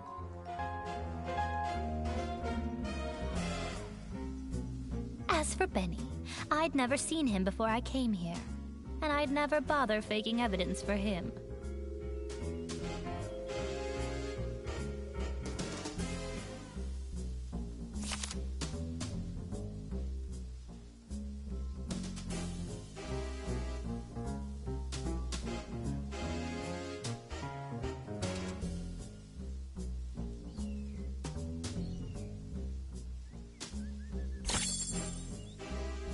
Benny's notes say he often visits the Nightshade Lounge, the very one you own, Colleen.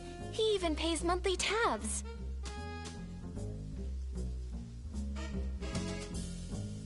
A hands-on bar owner that goes as far as to personally test detergents, and even carries around test fabric scraps just in case. And yet you claim to never have met someone who's obviously a regular customer of theirs. What a liar.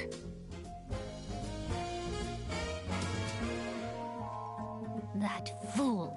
Of all the things, how could he drop this page? Stupid. Utterly stupid. It's over, Colleen. No denying it now. You and Benny were a team, poisoning the Dawn's First Light detergent just to steal that suitcase. Why? What is this golden vision? Why kidnap so many PCs? Why target Madame Julie? Don't you think enough PCs died already? Colleen, it's not too late. Fine, I do know Benny. But just like you said, it's nothing more than a bar owner and a regular. I'd never risk faking evidence for a customer. And even if he came fairly often, I never liked that man. What a pretentious fool. What do we do, Nikki? This is the most stubborn PC I've ever seen. She's still not telling us anything. If she refuses to talk, we have no way to keep investigating. Momo, we need to find a flaw in her collaboration with Benny. Maybe we can start from here.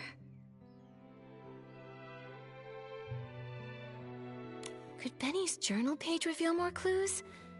We need to prove that his connection with Colleen goes beyond just a bar owner and a customer. Huh?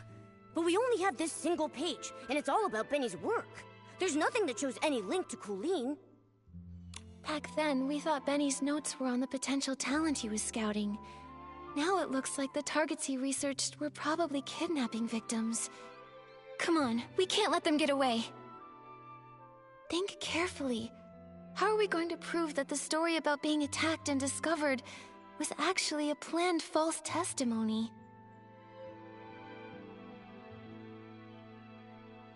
Could Benny's journal page reveal more clues? We need to prove that his connection with Colleen goes beyond just a bar owner and a customer. Huh? But we only have this single page, and it's all about Benny's work. There's nothing that shows any link to Colleen. Back then, we thought Benny's notes were on the potential talent he was scouting. Now it looks like the targets he researched were probably kidnapping victims. Come on, we can't let them get away. Think carefully. How are we going to prove that the story about being attacked and discovered was actually a planned false testimony?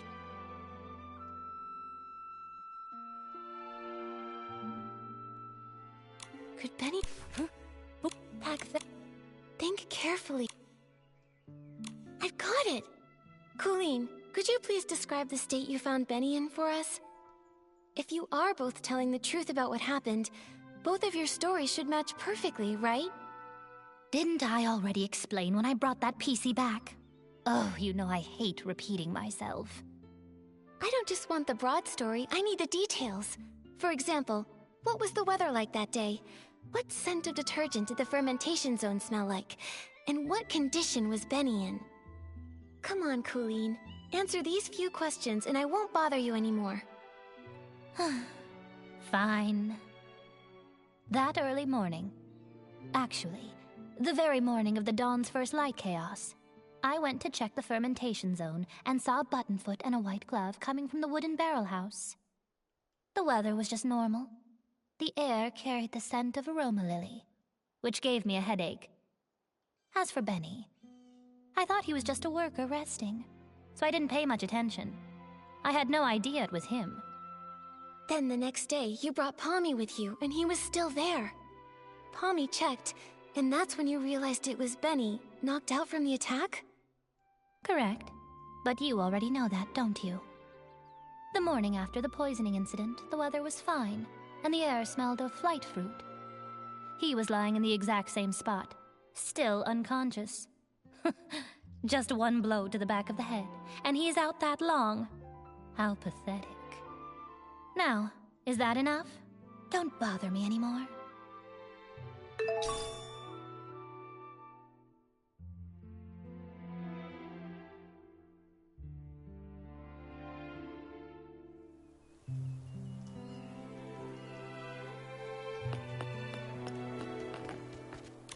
Come on, is this ever going to end?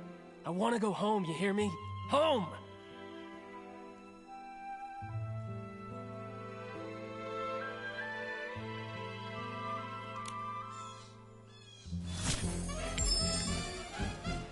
Benny, we have one final question. If you can answer it honestly, then maybe you can go home sooner. Please describe your experience of being attacked and knocked out, and when Colleen and Pommy found you. What was the weather like that day? What scent of detergent did the fermentation zone smell like? What condition were you in?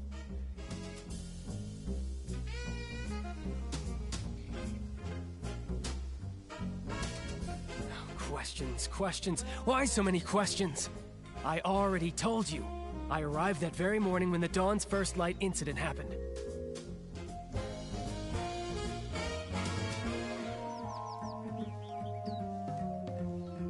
It was still dark when I reached the estate. I got lost for a while before I found the fermentation zone, and then ran into that sneaky PC.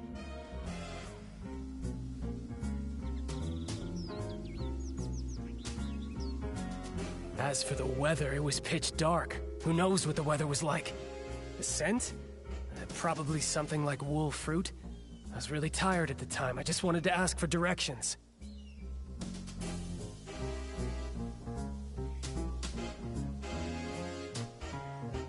suddenly she attacked me and knocked me out. When I woke up, Pommy and the others had already taken me back to the estate. That's all I know.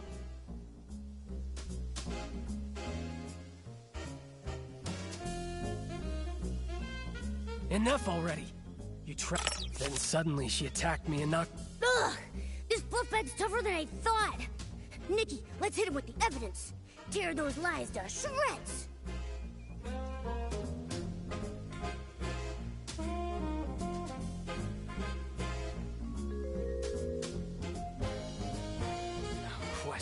Questions. Why so many questions?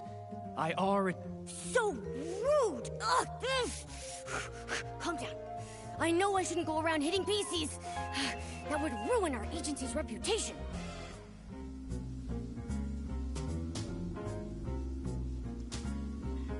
Questions. Why so many questions? I already told you. I arrived that very morning when the dawn... Enough already!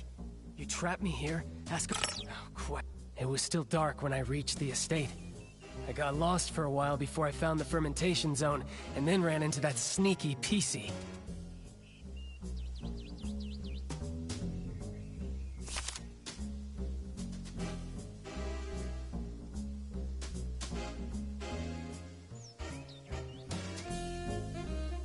As for the weather, it was pitch dark. Who knows what the weather was like? The scent? Probably something like wool fruit. I was really tired at the time. I just wanted to ask for directions.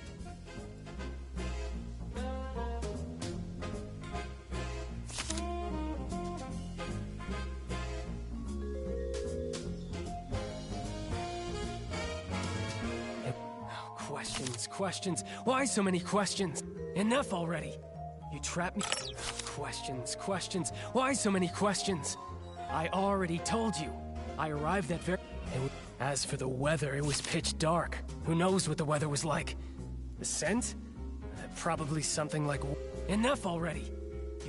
As for the weather, it was pitch dark. Who knows what the... It was still dark when I reached the estate. I got lost for a while before I found the fermentation zone, and then... Enough already! You trapped me here, ask all these questions, show me all of this nonsense. What more do you want from me?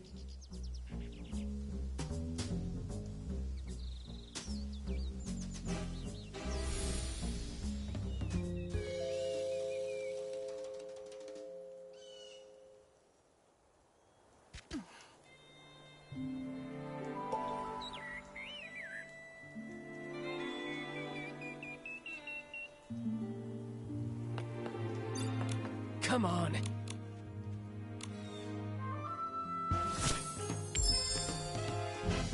Benny, we have one final... Please describe your experience of being attacked and knocked out. Questions. It was... As for the weather, it was pitch dark. Who knows what the weather was like? The scent? Probably something like wool fruit. I was really tired at the time. I just wanted to ask for direction. Enough already! As for the weather, it was pitch dark. Who knows what the weather... Enough already! As for the weather, it was pitch dark. Who knows what the weather was... Is that all true? Because that's not at all what Colleen said. Take a closer look. Her account of the first time she saw you doesn't match yours at all.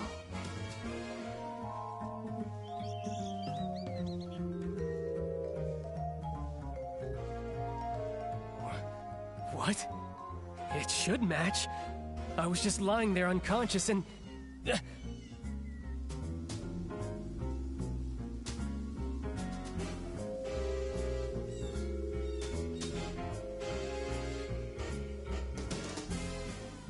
You noticed too, right? She said the fermentation zone smelled of aroma lily, but you said wool fruit. If I didn't know any better, I'd say one of you wasn't there.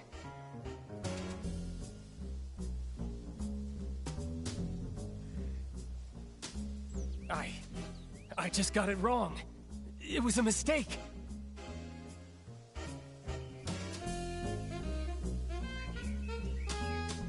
Benny, don't you think it's a bit too late to change your story and say the scent was aroma lily? Aroma lily's smell is so distinct. No one would believe your side of the story now.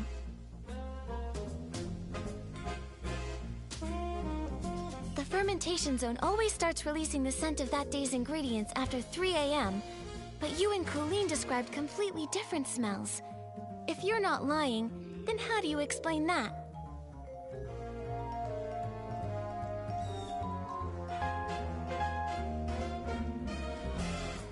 No, I just made a mistake.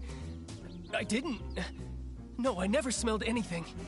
You pressured me into saying something, so I just blurted it out.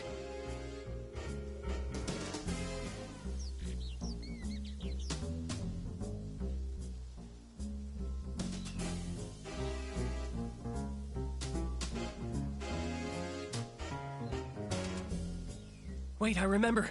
I remember now. It wasn't past 3 a.m. when I arrived. I got to the abandoned district by 2 a.m., so I wasn't lost that long. I wandered a bit after that, of course, but not for long. Then I saw that crazy peices pocket watch. It read 2:30.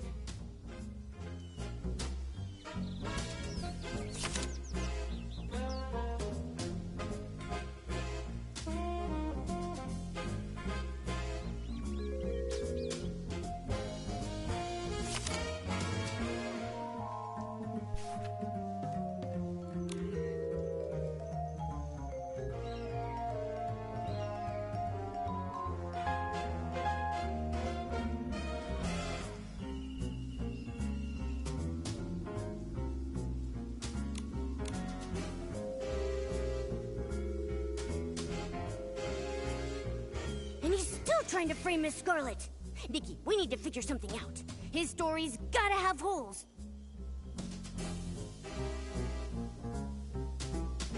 I wandered a bit after that, of course, but not for long. Then I saw that crazy peices pocket watch. It read... There's no way I would be foolish enough to say what I smelled was actually aroma lily. I'm not lying. I wandered a bit after that, of course, but not for long. Then I saw that crazy peices pocket watch. You made a huge mistake, Benny. You keep trying to frame Ms. Scarlet, but you don't know her story. That pocket watch was broken from the start. It's forever stuck at 11:18, the time Ms. Scarlet lost her daughter. Broken? Always broken? Lost her daughter? No, I don't understand. Her daughter was murdered by Threadstar. You couldn't have seen 2:30 on that watch. So you're lying. Benny, I suggest you confess.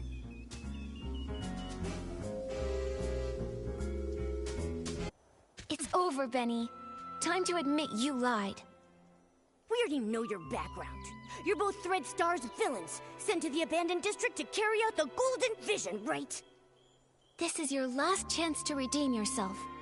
Tell us why you stole the suitcase, and why you tried to kill Madame Julie. And stop working for Threadstar. Come clean and we'll go easy on you. If you're honest, you'll get a lighter sentence. No. Prison? Impossible. I have no idea what you're talking about. What Threadstar? What about killing Julie? I don't know anything. As for the scent in the pocket watch, who knows? Maybe I just misread it. You're just the type who won't cry until death's staring you right in the face. What evidence do you have that proves I work for Threadstar? Show me! How can you verify that I helped Colleen steal the suitcase? You caught her, right? You should find the suitcase and the cloth on her. If so, then lock her up! You're ruthless! Your ally doesn't matter to you at all? Why should I care about what happens to her? I just want to go home already. I don't want to stay in this place for another moment! Go away, detective. Without solid evidence, don't expect to hear another word from me! Nikki, looks like they're both refusing to cooperate. We should figure out our next move.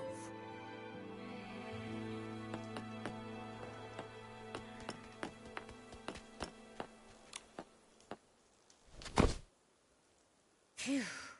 These two are hard to deal with. They're starting to crack, but they still won't confess. Don't lose hope, Momo. At least we know they're partners now. Benny's so-called attack probably aligns with my theory. It's just a story they made up. Threadstar must have sent a few members to the abandoned district to carry out the Golden Vision. Well, what exactly is the Golden Vision? And why would they want to hurt Madame Julie so badly? What should we do now, Detective Nikki? Their lips are totally zipped. Not even a hint. How are we supposed to piece the story together when we have no clues at all? Hold on. Like I've said before, no matter how perfect a crime seems, if you look closely enough, cracks will always show. Bad seeds only grow bad fruit. I doubt that we're going to get any more information from Colleen. She would rather confess to stealing the suitcase and accept being punished than tell us what really happened.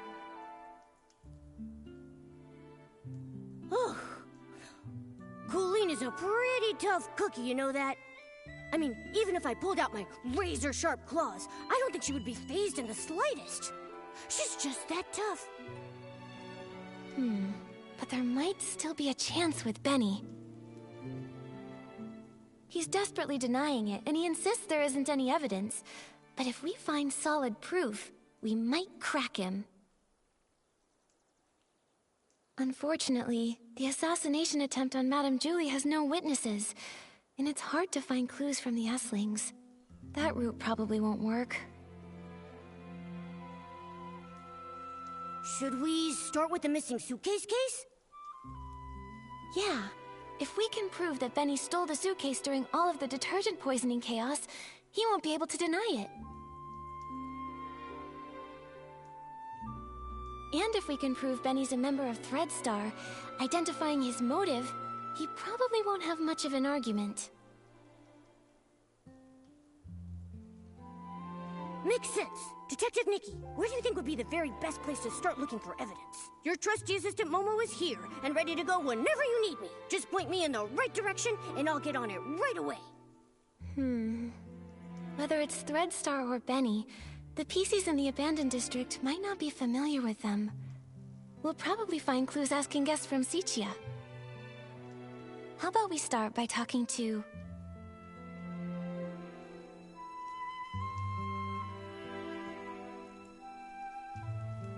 Tommy!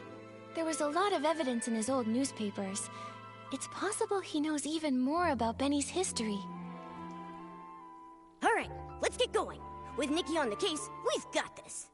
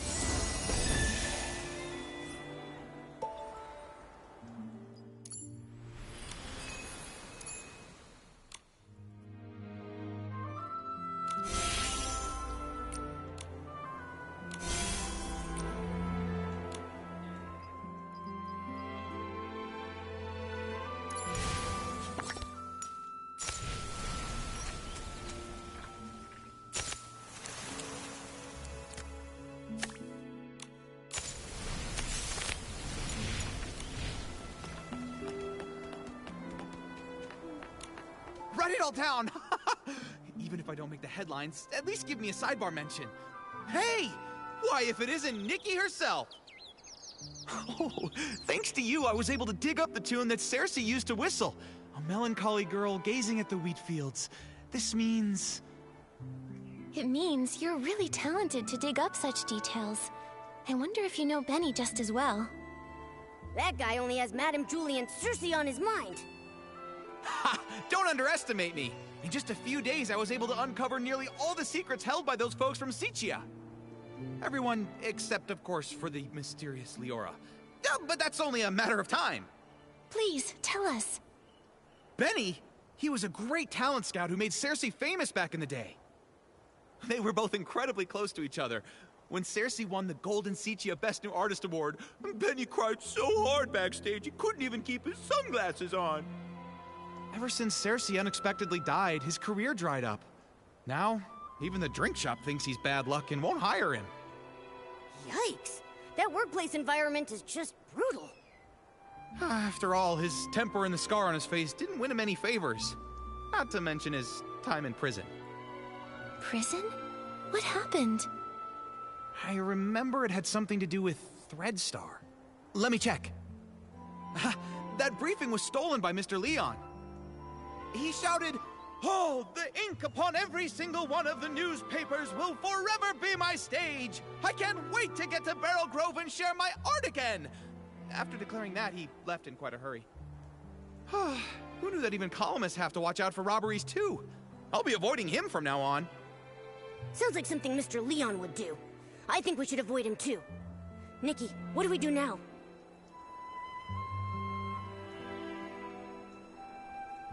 First, we should go find where Leora is. She's probably busy setting up Julie's savoring garden right now. What? These two peices have gossip I don't know about? Knowing too much might just get your newspaper snatched. Nikki, we should go find Leora right away.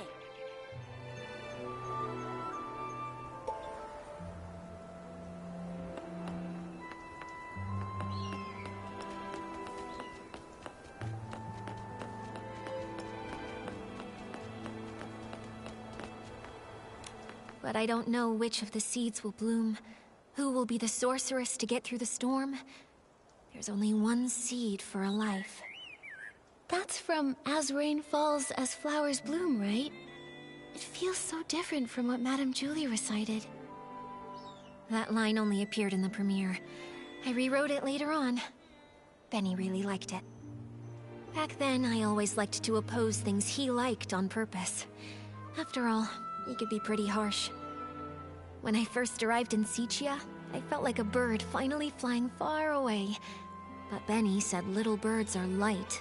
Sometimes it's not that they flew far, but that the wind blew them away.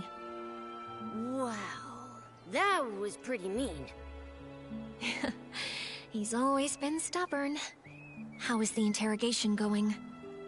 We managed to expose Benny and Cooline's lies, and even piece together how they teamed up. It's too bad. Without concrete evidence, they just keep denying everything. Leora, do you recall there being any connection between Benny and Threadstar? Back then, I was so focused on researching performance costumes that I distanced myself from almost everyone. After becoming a PC, I never saw him again. However, back when Mr. Leon was still human, he often rented costumes from him. I even saw the two of them discussing the details backstage before my last performance. And Mr. Leon has always lived in Sicia. As a victim, he must remember the news when Threadstar was taken down. Makes sense. Knowing him, he'd definitely jump at the chance to be interviewed and go on and on about how he was the victim. Thank you, Leora. Sorry to trouble you with these questions. It's okay. I've asked myself over and over, if Benny is a criminal, I won't let him off. Otherwise, how could I face the strict lessons he taught me? When I was helping prepare for the Ripple Estate soiree stage, I heard that Mr. Leon was planning to rehearse near Barrel Grove today. You might see him over there. Nikki, what should we do next?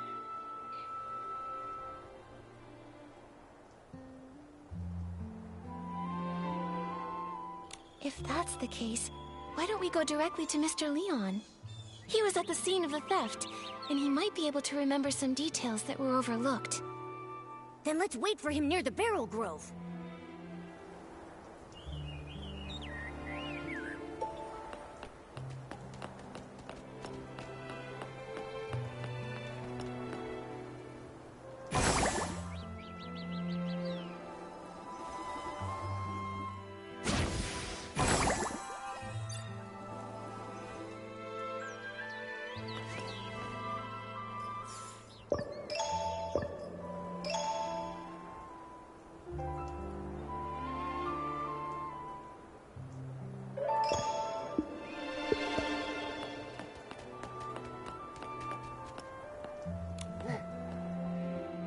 Oh, this world is even sadder than the drapes at the Backwater Theater.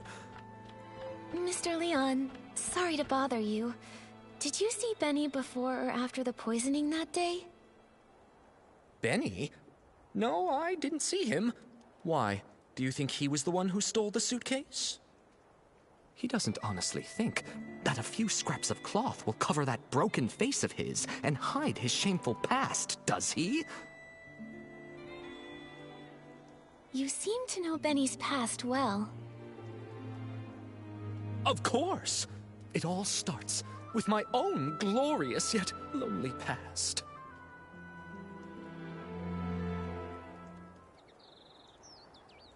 A boy more fragile than an unfinished script. When he arrived in Sichia, his dreams were even bigger than the city. Even though he had already become a piece of living art, that era of foolishness trailed behind his shadow. On snowy nights, his monologues put the basement's hairband slugs to sleep. The applause that should have followed, lost along their way. Until one day, a kind gentleman gave him a gift, powerful enough to shake the world, whispering, "Wear it, wear it." He knew everything has a price. Nightmares, pain, reminding him of their existence.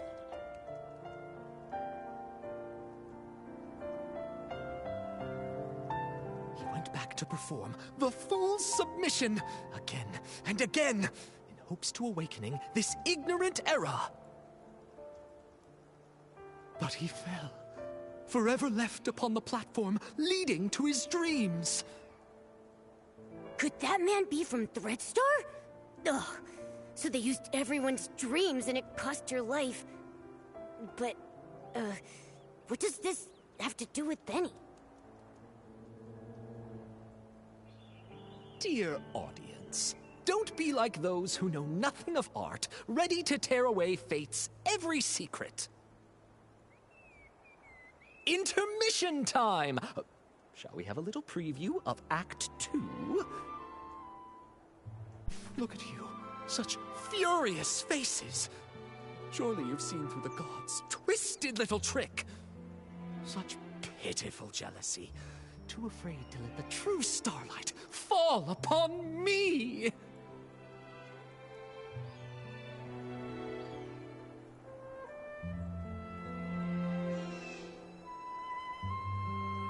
Sending that evil messenger, Benny, with fake generosity and kindness, politely selling costumes to me, all secretly marked with the price of downfall.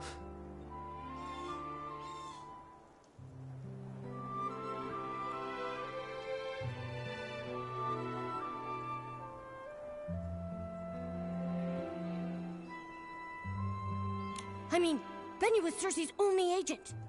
I never suspected that he could possibly be one of the culprits behind selling all those stage costumes. This is truly shocking. And now it's clear. He really is connected to Threadstar. This is exactly the evidence we're looking for. Mr. Leon, thank you for your help. I never expected that you too were hurt by Threadstar, and never got to perform your solo show. It's fine, it's fine. Every step on stage I make now is rehearsal. All in preparation for the full submission. Just wait and see. The boy who fell on the platform will be back, carrying all the scripts rejected to expose this fake world. Nikki, can we finally take down Benny now? Let's expose Threadstar's whole scheme and reveal the truth behind everything they've been hiding.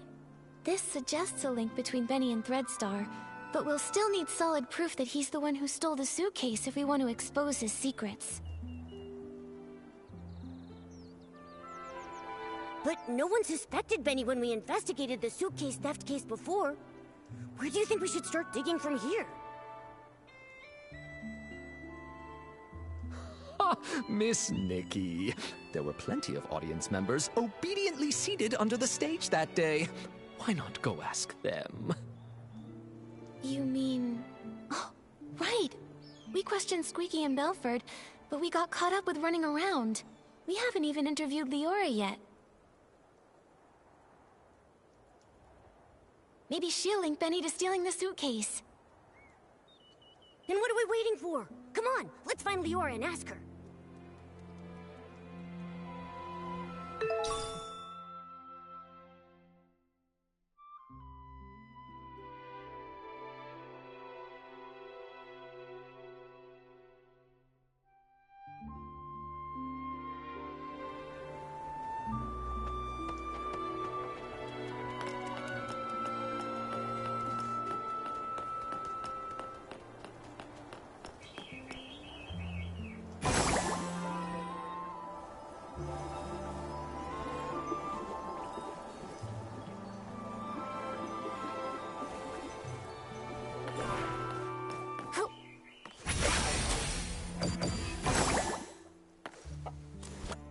I was here, and then... Leora, are you recalling what happened the day the suitcase was stolen? Miss Nikki, yes. While you were all busy with the questioning, I just stood by doing nothing. I felt so ashamed. I thought that if I could recall some overlooked details, maybe I could help. That's fine. In fact, we were thinking the same thing. We came to hear more about that day in detail. Of course. As always, the first to receive the dawn's first light that morning were the on-duty staff, so they would be able to quickly return to their posts. After I applied it and was about to head back, I noticed some staff were already showing symptoms. I had a bad feeling, so I ran here, hoping to meet Gordon. When I arrived, I saw Squeaky pressing juice there. She's usually really energetic, but at that moment she seemed unusually agitated. If you say so, it really sounds like she must have already been hallucinating back then. She was talking about flying fruits, runaway bags, all sorts of impossible things. At the same time, I saw Belford approaching. He carried a bunch of detergents, but was already unsteady. It sounds like Belford was about to hallucinate too. I wanted to help him, but I quickly started to feel dizzy myself, stumbling and bumping into him. Lots of detergent spilled. The smell was strong. Oh, this must be the fragrant fireworks Belford told us about. What then? And I started hallucinating too. I can only remember some fragments. A yellow bulkhead with two blue-purple horns, wearing a blue-purple jewel on his neck. Well, I thought the bulkhead might charge. While dodging it, I bumped into a sack, and I think I may have cracked it. Do you think that bulkhead could be Belford? I remember his yellow hat having two blue-purple patterns. Just a thought. That's a possibility. Then suddenly I heard a loud shout ring out. You'd rather have perfect wheat fields than accept the Barasant I bring! Something like that. That has to be Mr. Leon. I think your version of this line is better than his original. That was him. I was startled then. I saw the bulkhead run away, felt danger was coming, and left quickly. It looks to me like both you and Squeaky were scared off by Mr. Leon's shout.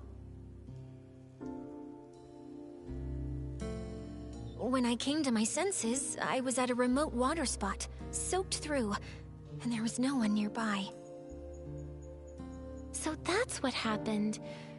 We met the other witnesses Leora mentioned to us, but I can't shake the feeling that something is off. There should have been one more PC there. The thief. They couldn't have disappeared without a trace. But what exactly feels wrong? Don't rush things, Miss Nikki. Maybe we can simulate an interrogation. Treat me like a suspect, find any inconsistencies in my story. Maybe the truth is hiding in plain sight. Great idea. We should get started.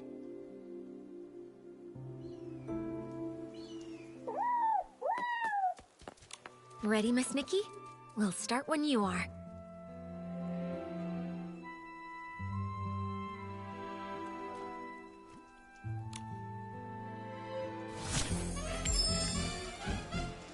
Leora, could you please describe again what happened nearby that day? Especially the part where you saw Squeaky and Belford.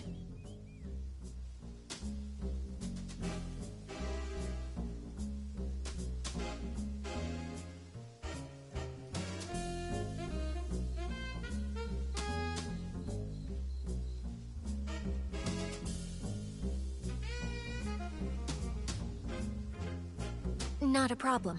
When I arrived here, Squeaky seemed already caught up in hallucinations, pressing juice with wild agitation.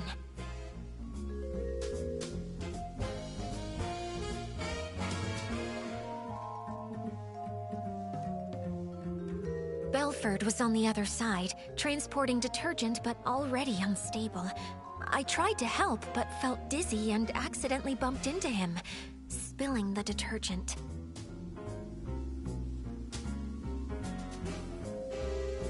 After that, I fully slipped into hallucinations and fought with an imaginary bullcat. Well, I think that was a mistaken vision of Belford.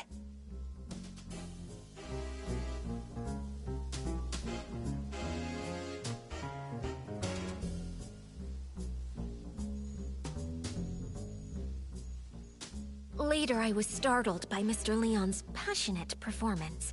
With Belford pacing around nervously, we both left the place.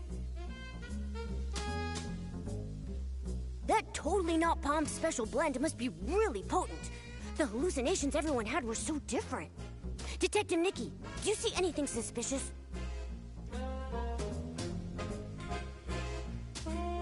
Not a problem. When I arrived here, Squeaky seemed already caught up in hallucinations, pressing juice with wild agitation.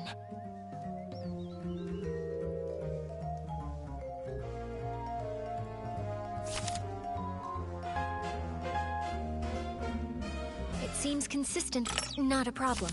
When I arrived here, Squeaky seemed... It seems consistent with my description. Miss Nikki, the real gap might lie somewhere else.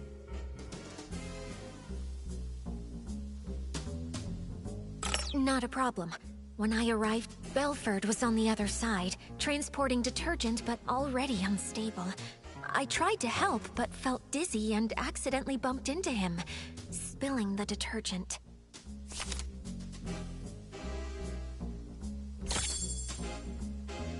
Got it. Leora testified that she bumped into Belford and accidentally spilled detergent all over the place. Since both of the hallucinating pieces left after that happened, there's no way they could have neatly arranged the detergents found in the corner.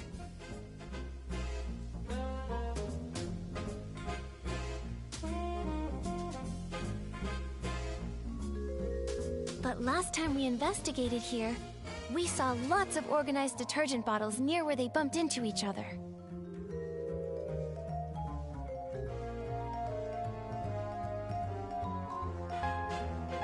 Someone stood the bottles back up, and that PC who did so is very likely the culprit. Miss Nikki, please let me... This one's sent... It's Benny. Why do you think it's Benny? I'm not sure you remember, but I mentioned when Benny was my agent, he was incredibly attentive, helping me organize clothes, even tidy my dressing table. Scripts I carelessly left lying around would be stacked neatly, and any makeup I may have spilled on my desk would be arranged just like the... I should mention, this detergent scent is the one Benny usually uses. We often see Benny washing his hands. It seems he always carries detergent with him. Yeah, although this fragrance he usually uses is quite common and very mild, when placed alongside these other nearly scentless detergent bottles here, you can still figure out the difference between them. Moreover, only this bottle has been slightly used, and the bottle's cap has an extra seal ring inside of it. That's Benny's signature. If Benny stole the suitcase after doing the dirty work, I now suspect that the big sack I accidentally bumped into after being startled by Mr. Leon's performance while I was hallucinating was actually Benny. Benny was washing his hands while he was also startled by Mr. Leon, bumped into you, and dropped this detergent? Exactly. That's definitely possible. But so far, it's just speculation based on Benny's habits. It's hard to prove. Exactly. And since this detergent is so common, Benny could easily blame another PC for leaving it behind. I think we'll need to dig a little deeper. This interrogation simulation has been really helpful to us, Leora. If you can keep assisting us while we clear things up, we would really appreciate it. It would be my pleasure.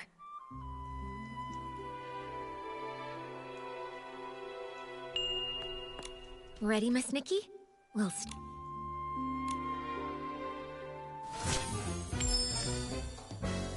If this bottle of detergent with a different scent really was dropped by Benny... Oh, I see. In that case, there's still one suspicious detail. When Benny was looking for the detergent that he had dropped, he tidied up the spilled bottles by force of habit. But if he had the time and energy to do that, how could he have not taken the detergent he actually dropped?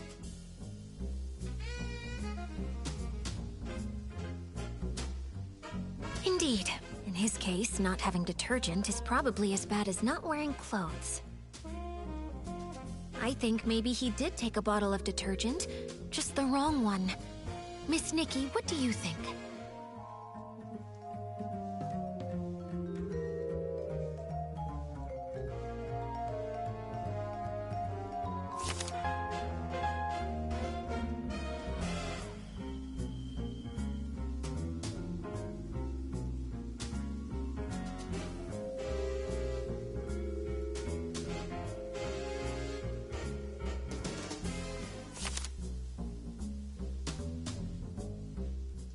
This might not be...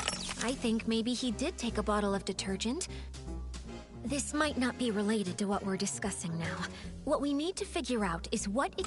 I think maybe he did take a bottle of detergent, just the wrong one. Miss Nikki, what do you think?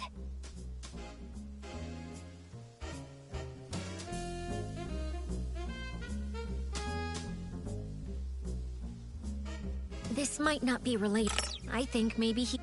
Right. All these bottles look the same. Maybe he hurriedly took another bottle by mistake. Indeed. In his case, not having detergent is probably... This might not be related to... Indeed. In his case, not having detergent is... This might not be...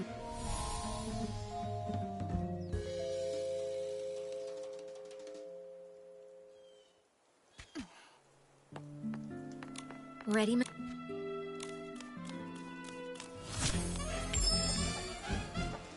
If this bottle of detergent with a different... When Benny was looking for the detergent that he had dropped, he Indeed. I think maybe he did take a bottle of detergent, just the wrong one. This might not... I think maybe he did take a bottle of detergent. I remember Belford mentioned that the only detergent he's been transporting recently is the Super Duper Palmed detergent. It doesn't smell like anything, and matches the characteristics of these detergents.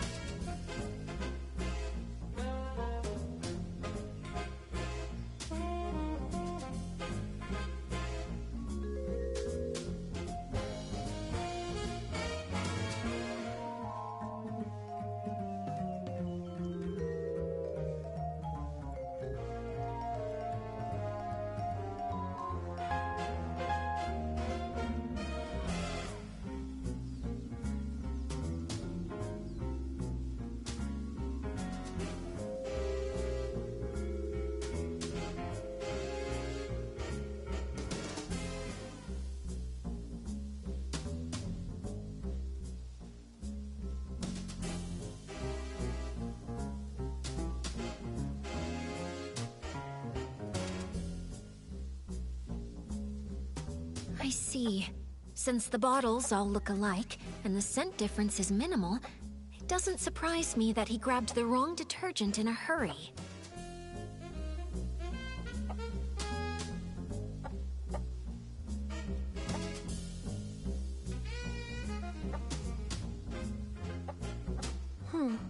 Even if Benny did grab the super duper palmed detergent by mistake, he probably realized it a long time ago. If he's already thrown away that bottle, we can't investigate further.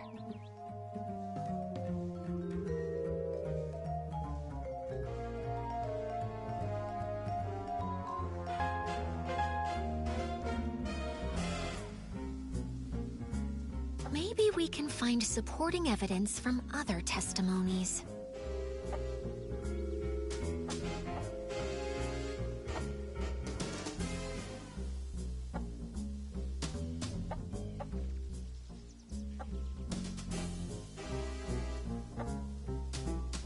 Have other witnesses seen anyone with a distinctive appearance in their hallucinations?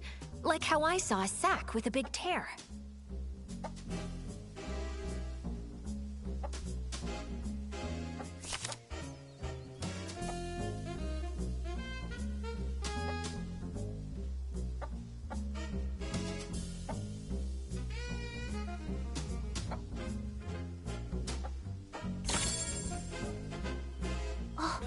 Squeaky said she saw a big sack split open after being scared by another noisy sack. Maybe what she actually saw was Benny, who got a big shock from Mr. Leon.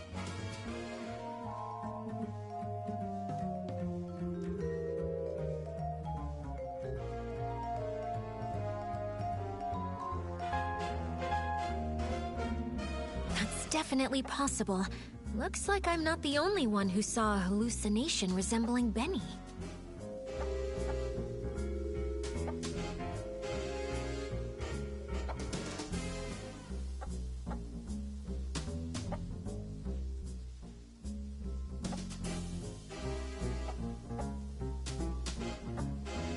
So the truth has been right in front of us all along. We just didn't see it.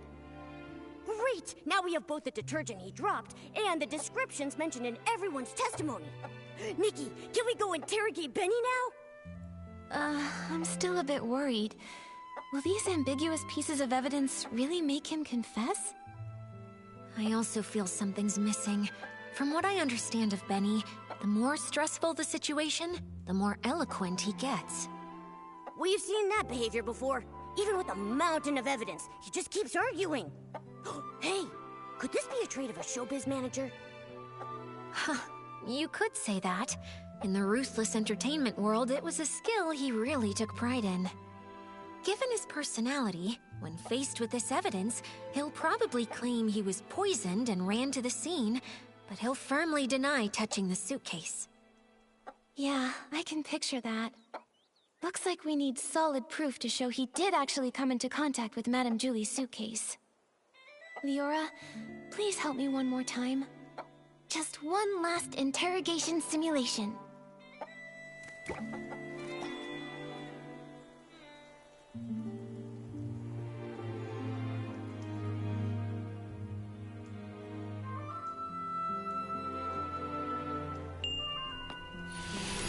Ready, Miss Nikki? We'll start when you are.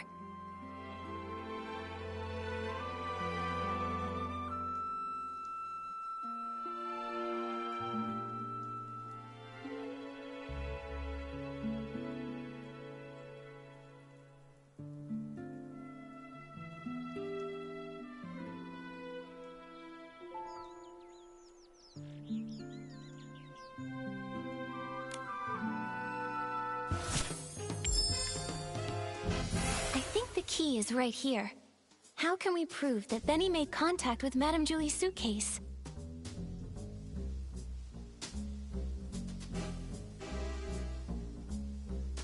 To prove that, we need to find marks on the suitcase that only he could have left.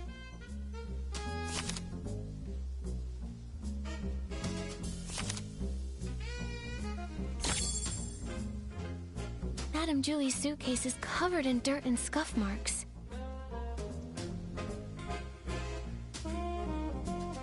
Madame Julie saw it, she'd be upset for sure. But she carefully picked the fabric for this suitcase. It shouldn't be this fragile.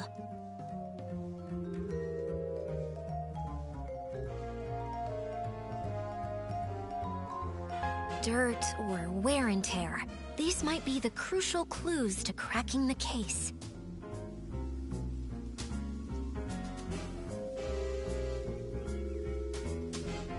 Benny definitely... Dirt or wear and tear. These might be the crucial clues to cracking the case.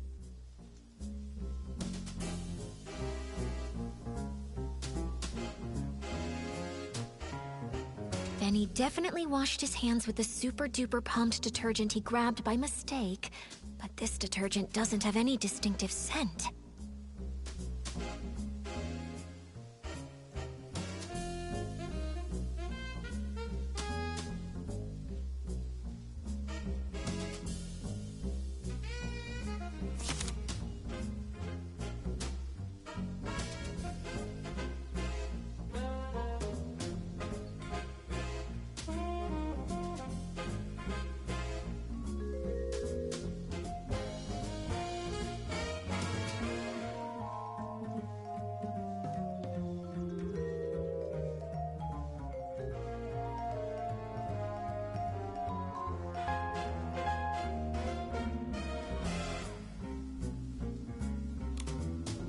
Besides the scent, what kind of flaw could Super Duper Palmed possibly cause?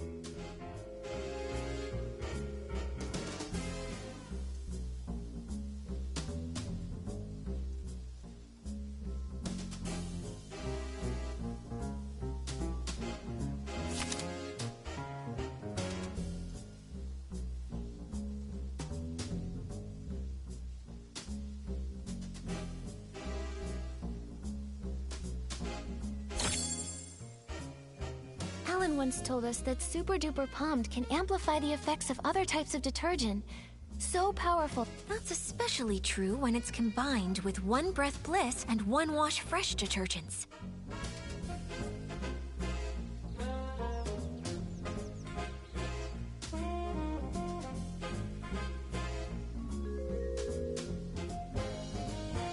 So that's it.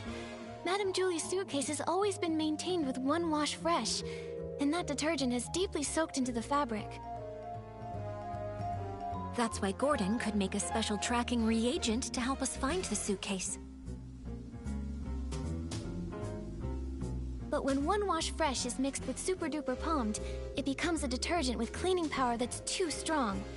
The marks on the suitcase aren't from wear, but damage caused by washing. Oh, during the theft, the suitcase was covered in dirt, and Benny washed it with the detergent he had on hand, but the two detergents combined, damaging the fabric. Exactly. It's probably because he realized the fabric was getting damaged that Benny didn't dare keep cleaning. Otherwise, with his obsession for cleanliness, he wouldn't have tolerated so much dirt still on the suitcase.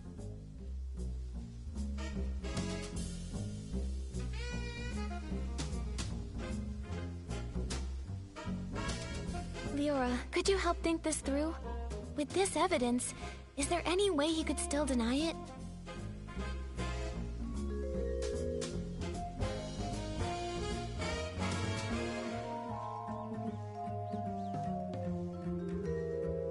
Considering Super Duper Palmed is not officially sold outside the estate, this evidence is quite conclusive.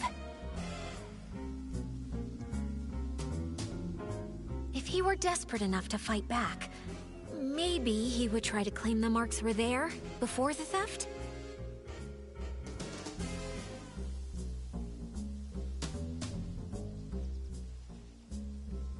The suitcase did travel with Madame Julie to Sichia and was used in faking her death, so it's possible it was damaged earlier. Other than that, I can't think of any loopholes.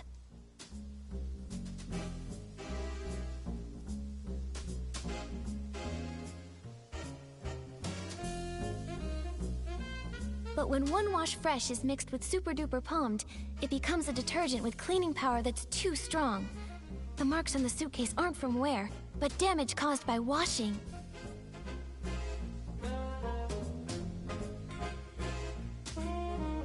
Considering Super Duper Palmed is not officially sold outside the estate, this evidence is quite conclusive.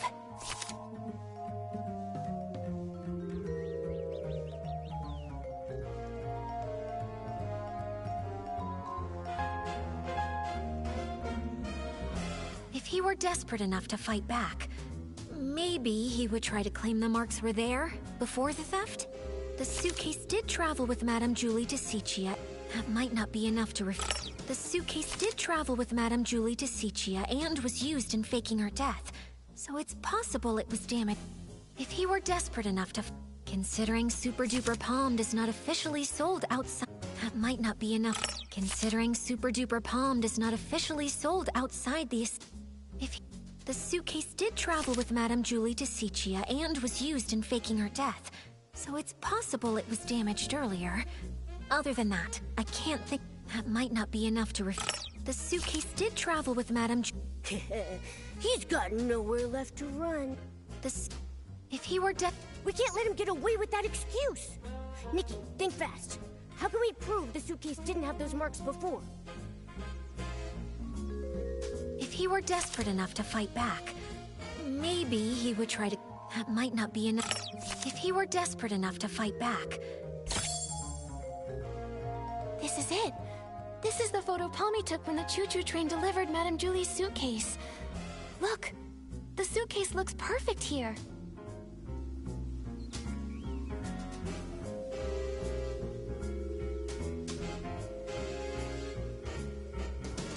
Those obvious wear marks must have appeared after this photo was taken. Miss Nikki... No, Detective Nikki. You did it.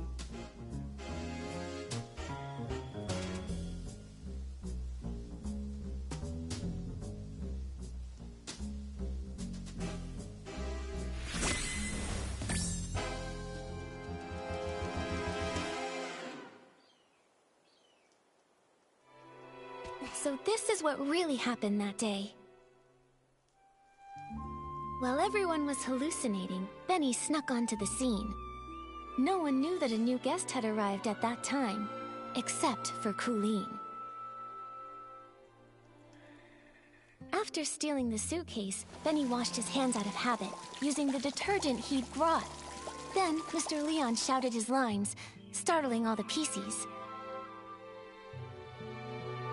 Leora knocked over Benny's detergent bottle. When he went to pick it up, he couldn't help but organize the scattered bottles. But he took the wrong detergent, the Super Duper Palmed, the one that Belford was responsible for transporting.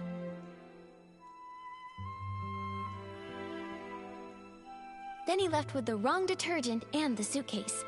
The estate was chaotic during those few days, so no one saw the detergent bottles lined up in the corner. Later, because the suitcase was so dirty, he tried cleaning it, but didn't expect the reaction between Super Duper Palmed and One Wash Fresh already soaked into the fabric would wear the material down. Bad seeds only grow bad fruit. Eventually, he left behind a flaw. Why did he choose this path? He cares deeply about his wounds, yet he joined Threadstar, tearing apart his own kind. Leora, we still don't know how deeply Benny's involved.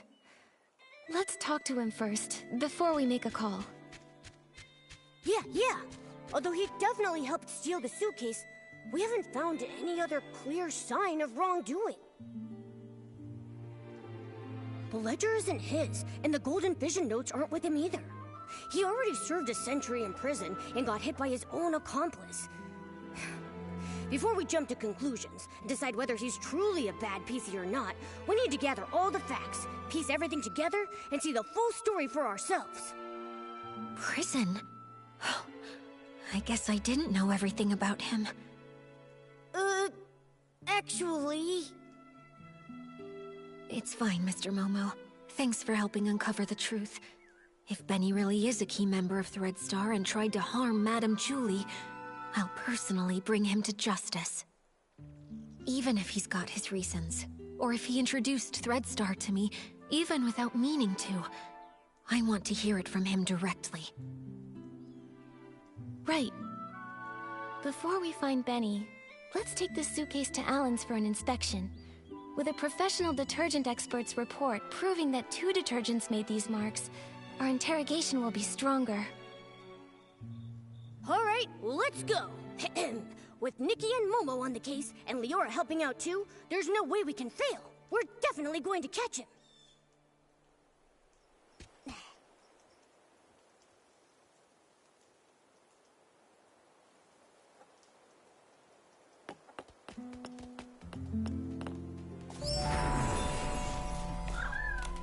Oh, by the Silvergale!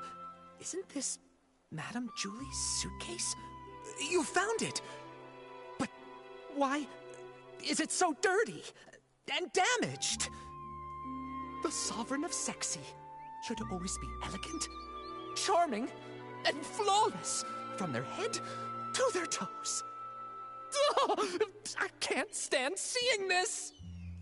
Actually, we wanted to ask you about the damage on the suitcase. We're wondering, could it have been caused by detergent? Well, you have certainly come to ask the right person. As a detergent tester myself, I am the most familiar with how to identify different types of detergents. And I am also someone who simply cannot handle when the beauty of this world falls victim to destruction. So, Alan, can you tell what they are? Unbelievable. Which staff member was so careless to make such a basic mistake? Both detergents, One Wash Fresh and Super Duper Palmed, were detected on the suitcase. Their combination created the special Super Clean Palmed formula, which is too strong and damaged the fabric. Just like we guessed. Do peices that come in contact with the special Super Clean Palmed formula leave marks on their own fabric? Definitely. That is why this special formula was only sold internally. The Ripple estate doesn't even keep a single bottle of it in stock. Who made this mistake? Bring them here, and I'll test them thoroughly. I'm sure I can detect the residue of the special formula. That's great! Sorry, Alan, we're a bit pressed for time right now, but we'll fill you in on what happened later. With your help, we'll finally breathe easy. Momo, let's find Benny. He can't deny anything this time.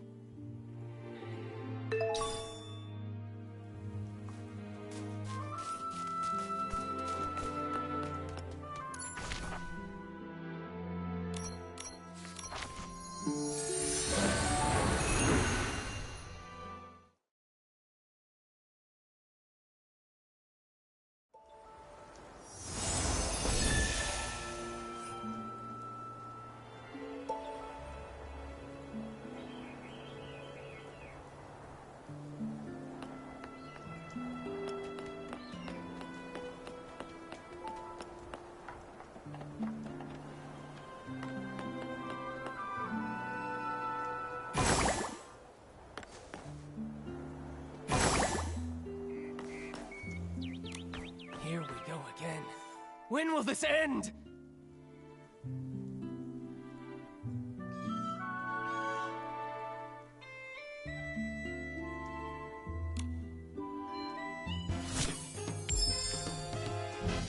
Benny, we've brought solid evidence this time. There's nowhere left to run. Tell us everything about Threadstar's plot.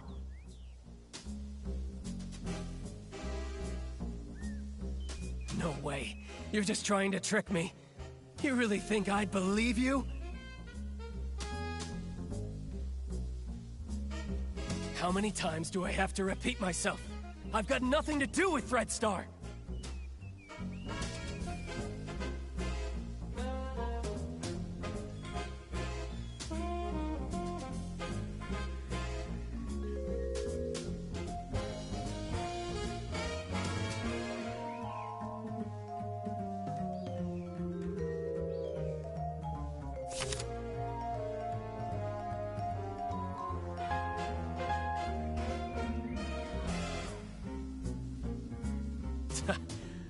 How many times do I have to repeat myself? I've got nothing to do with Threadstar! How many times do I have to repeat myself? I've got nothing to do with Threadstar! How many times do I have to repeat myself? I've got nothing to do with A minor offender involved in coercive sales and forced rentals, sentenced to 100 years in prison with compulsory labor.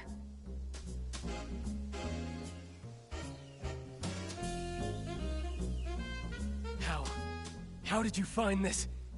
Don't bring that up. No!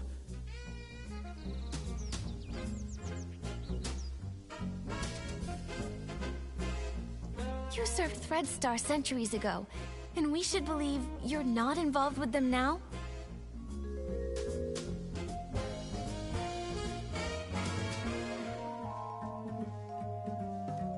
Benny, if you keep this up, you'll only end up back in prison. And for even longer next time. Why won't you confess?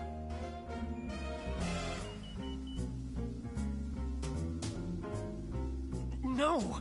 An old newspaper can't prove a thing! It happened so long ago. How is that evidence?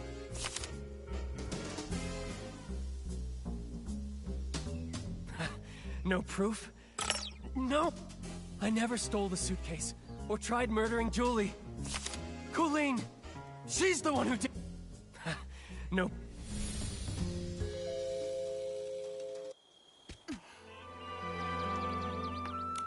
Here.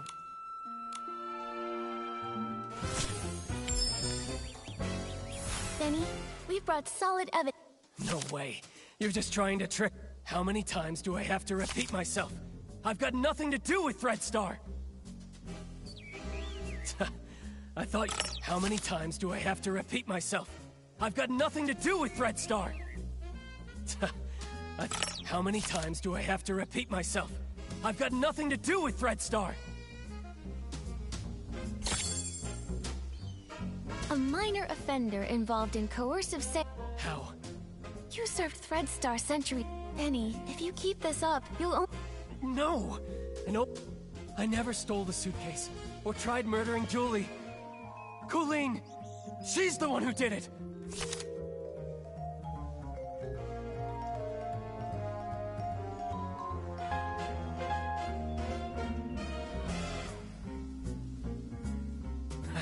No. I never stole the suitcase, or tried murdering Julie. I never stole the suitcase, or tried murdering Julie. Colleen! She's the one who did it! Do you see it now, Benny?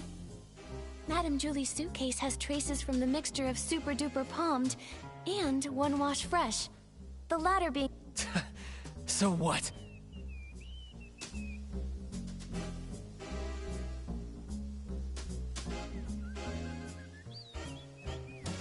Where did that Super Duper Palmed come from? The only explanation is if someone left their own detergent behind, and... No!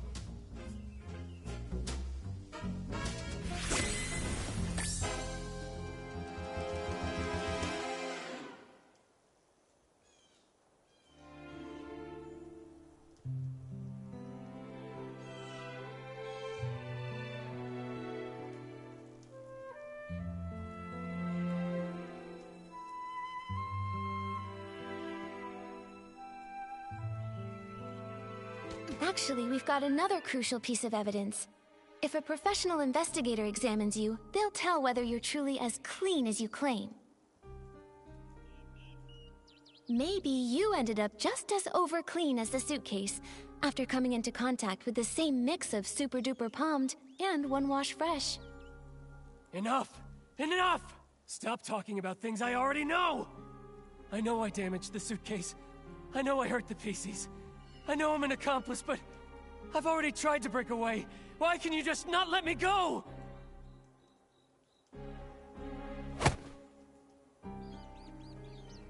You've gone to prison for a century and still don't get it?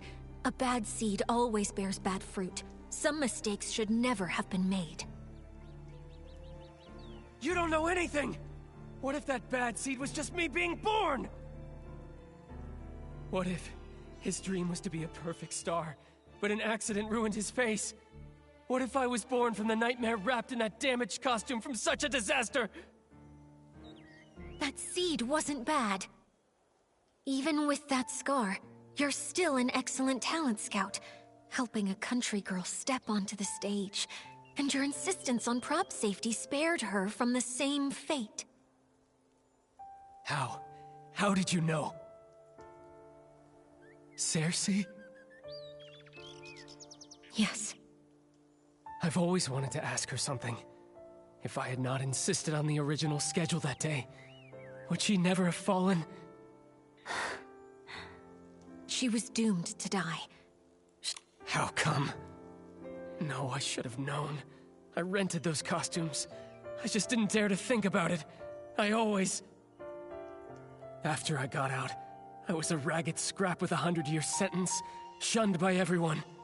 Only Threadstar gave me a chance to keep creating perfect stars. So I told myself it was okay, that I was just a fringe PC on the sidelines. I stole the suitcase, but I didn't want to think about what was inside it.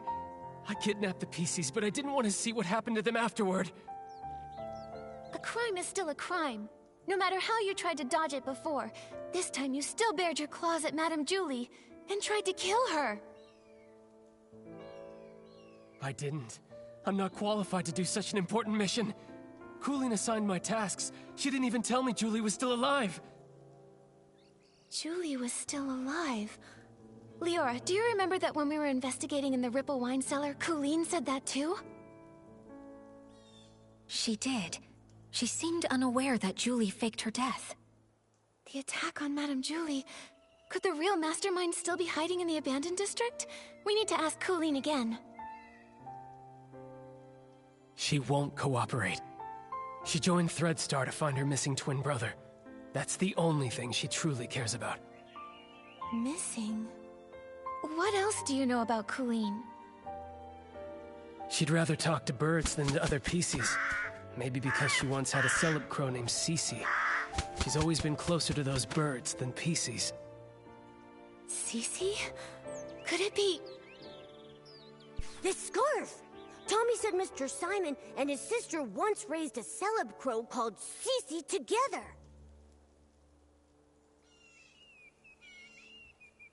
But Simon is already...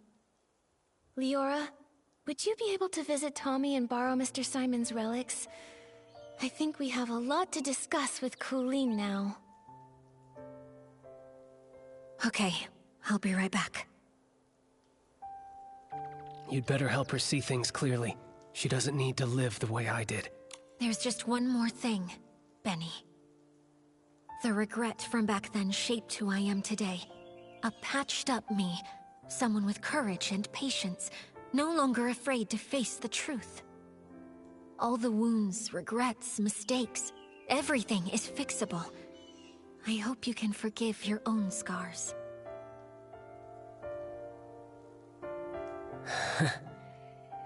If only Leora had told Benny this sooner. Benny's done so many bad things, no one's going to forgive him. Maybe what Leora meant was that having regrets and flaws doesn't mean that life has to end. It's never too late to start mending, you know? Still, the worst of it is Threadstar. This time, we have to put an end to their crimes for good.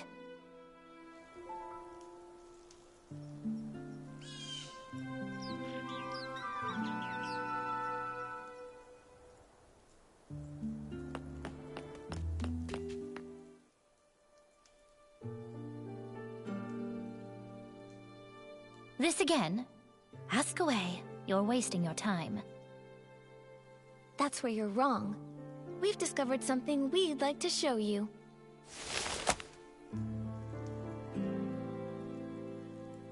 Tommy informed us this scarf belonged to a late senior columnist.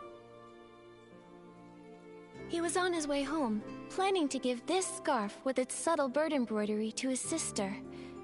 Because... they once raised a celeb crow named Cece. Where is he? What do you mean by late senior columnist? I'm sorry, Coolin. What Tommy encountered was a PC that had been born from that person's clothing. His name is Simon. We were able to locate his whereabouts within your ledger.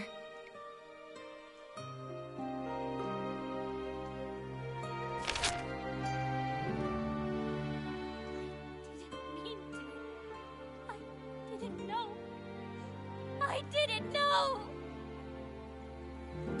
I think this letter was meant for you. It's possible he may have taken on a new PC name to conceal his true identity, hoping to meet you again someday.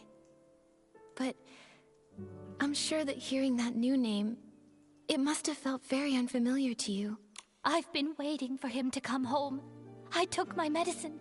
I took good care of Cece. I promised, even sick, I'd live longer than Cece, longer than him.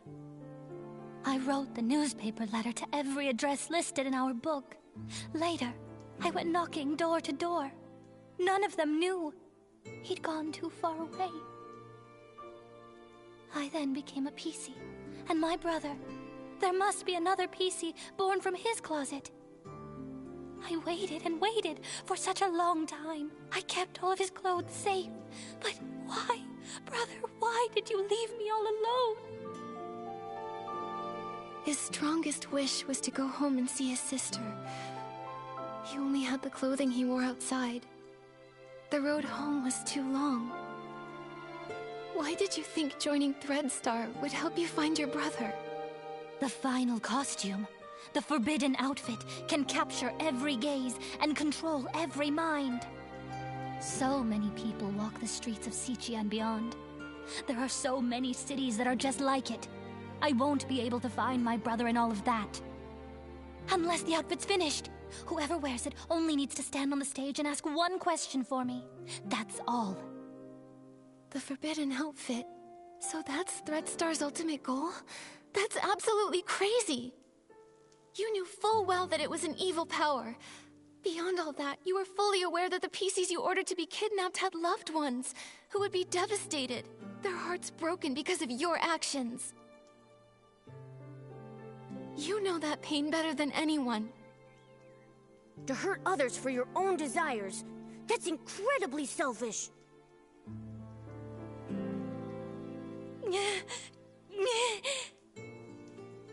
Enough of this, Colleen.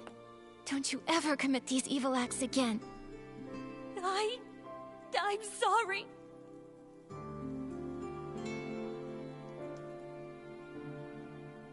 I'm hoping you'll help us to expose Threadstar's plan.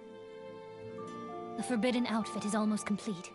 Julie is a natural star, and the Golden Vision is aimed at using her as the final material. But I don't know who attempted to assassinate her, whether she actually died, or what the fabric I took was about. All I know is I was simply following orders to complete the mission. So, you're telling us there's a hidden boss giving you orders? We've been tracking the culprit all along, yet they somehow saw through Madame Julie's fake death and responded right away. They couldn't have reacted so fast without being at the scene. This matches the plan between Madame Julie and Leora.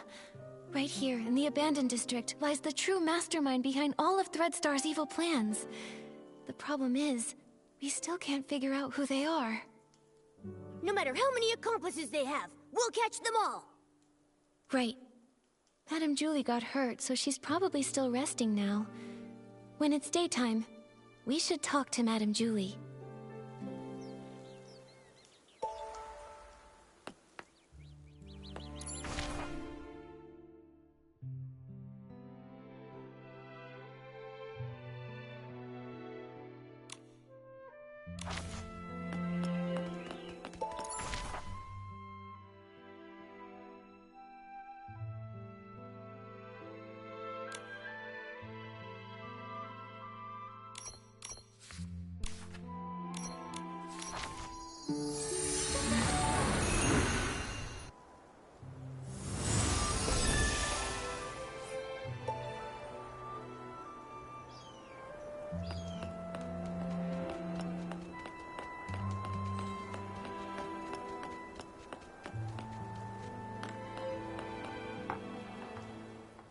Oh, this is so exciting! What's next? Madame Julie, Leora, what are you talking about? Just bragging about how smart and brave my little Nikki is, and how she took down Threadstar and smashed their schemes. Yeah, without Nikki's help, I don't think our risky plan would have ever worked. And I'm just a first-time detective. I couldn't have come this far without everyone's help. However, the matter isn't fully resolved yet. The mastermind behind all this isn't Benny or Colleen. It's someone hiding deep in the shadows. Until we've caught them, Threadstar could still hurt Madame Julie or any one of us. Dear, you're as kind and just as little Cersei. I really like you. But it can't always be you running around for me. Now it's my turn to pitch in. Do you have an idea, Julie? My little Cersei, do you remember our masterpiece? As the rain falls, as the flowers bloom. I've seen reports about it. It was a play starring Cersei and Juliet. That's right. Rain won't hold back my steps. Let the storm rage even harder. I'm setting out to find clear skies. That's what the elder sister said to her younger sister when she left Rain City behind. Yes, and then it goes... But sister, they say beyond the city lies only deeper darkness. How will you pass through the clouds? How will you withstand the lightning? We are the sorceresses, and we ride our brooms! Look, the storm clouds lit by lightning! I'll pierce through them! Pierce through the storm! You long for clear skies, only proven with your eyes! Only proven with your eyes. That's right! Julie won't go down easy! Madam Julie! It's really great to have you back. Oh, that's all thanks to my little Nikki. If she hadn't caught the remaining Threadstar remnants, I wouldn't be standing here today. Everyone can relax now. The last of Threadstar's remnants, Benny and Colleen, have already been captured. Ripple Estate is safe once more. How dare they try to take Julie down? I should have defeated her, just me! The two of them have no shame! The raindrops creating ripples are the rhythm of my dance. Only through celebration may we drive the darkness away.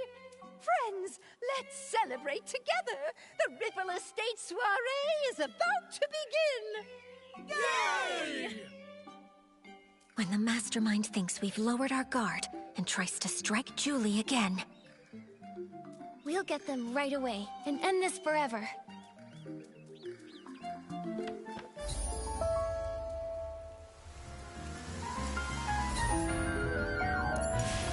A rainy day is perfect for picking rainy orchids.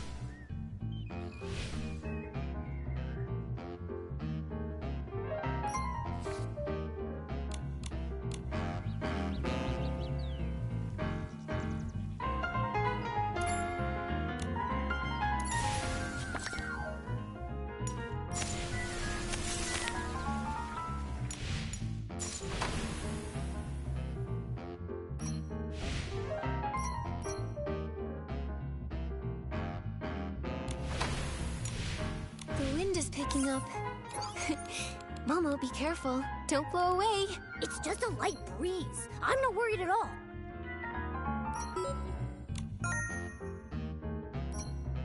Wow, it's so lively here. Oh, just one breath, and I'm swept away by the aroma. Please take... Don't worry. Hi, everyone. I'll be okay. Injuries happen all the time. When I was with the Kingdom Guards, I had more stitches on me than I could even count. But that still won't keep me down. But you're not fully healed yet. Are you sure you want to join the mission? My only wish is to catch the culprit, even if it means using every last bit of my strength to do so. Threadstar is cunning. I know that better than anyone. You'll be more likely to catch them having me around. Tell me the details. How are you planning to use Julie as bait to trap the culprit? Okay, at the opening of the Ripple Estate soiree, Madame Julie and I will team up for a styling duel and perform the first dance. I've already passed the co-performer auditions, and I've earned the Sovereign of Sexy medal. Everyone in the abandoned district already knows about this, so it won't raise any suspicions among any of the pieces there. During the performance, Madame Julie will purposely let me win, but just enough to keep it believable. Then she'll pretend to be upset and say she's going back to the village to change into a new outfit, so that we can have a rematch. Great plan. Since you said the last remnants of Threadstar are wiped out, and Julie's making a public appearance, Threadstar should assume we've lowered our guard. Right. When the soiree is over, any outsiders lingering in the abandoned district will be a lot more conspicuous and won't go unnoticed. When Madame Julie returns alone to the village during the party, it'd be the culprit's last chance to strike. They'll have to try. Leora and I will be hiding nearby, ready to protect Madame Julie and catch the culprit. Understood. I'll find a good ambush spot nearby, too. Phew, the show's about to start. Nikki, are you feeling nervous?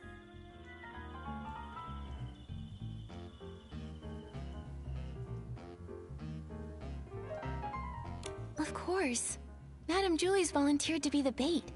No matter how much we prepare, Such a familiar feeling. Back when I performed as Rain Falls, as Flowers Bloom with Juliet, I was always nervous. Every time the curtain rose, I faced a new audience. How would the audience react? Would I hear their applause or their boos? Would the stylists like what I was wearing? Would the critics like how I delivered my next few lines? Then, Juliet turned to me and said, "Don't see the audience as a storm you have to push through. Imagine that you are the storm." That really sounds like something Madame Julie would say. I'm afraid I still don't have that kind of boldness, even now. So I'll take it as a blessing.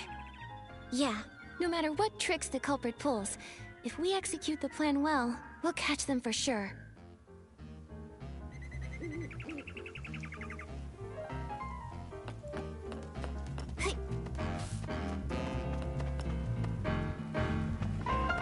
Dear little Nikki, my dear.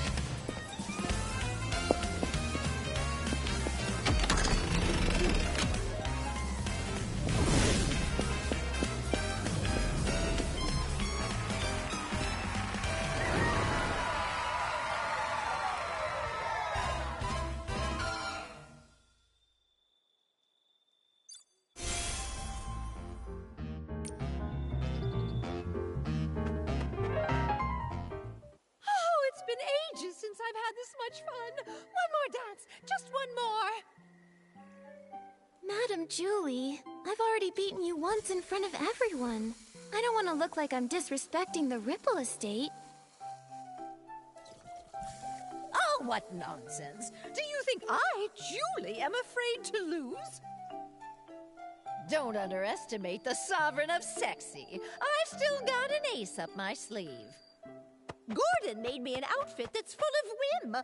Once I pick it up from the village, I'll unleash my final move, the Raindrop Dance, and then we'll have another round. Oh, I've never seen Madame Julie this eager to win. Have you ever seen Madame Julie lose? This is her first time facing as strong an opponent as Miss Nikki. One round's not enough. Exactly. Come on, let's grab some more detergents. There'll be more exciting performances later. Well, then I'll wait for Madame Julie to return from the village for another dance. Nikki, should we start getting ready? Right, let's head to Prosperville now.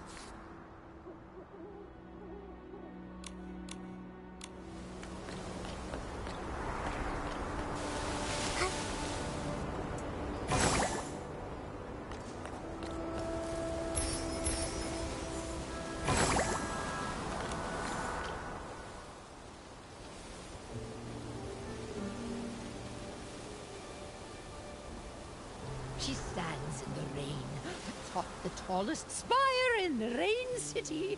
The downpour is swallowing the horizon. When the flowers bloom, I'll set out. But the flowers haven't bloomed yet, sister. And I only have one seed left. Beneath the curtain of the rain, she seems to see her sister's silhouette dancing familiar steps in the rain. Raindrops fall, sister dances on, ripples splash where her feet touch, the city's reflection blows. Her steps quicken, becoming stranger. This is no raindrop dance, but a new dance for clearer skies. She steels her resolve, looks toward the dark clouds, and grips her broom tightly. Madam Julie, please accept my interview! From the highest tower, she finally left.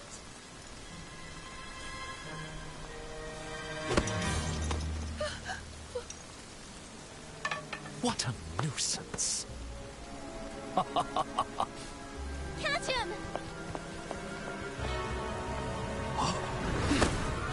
She will pass through the storm. She will find clear skies. After him! Rain will fall. Flowers will bloom.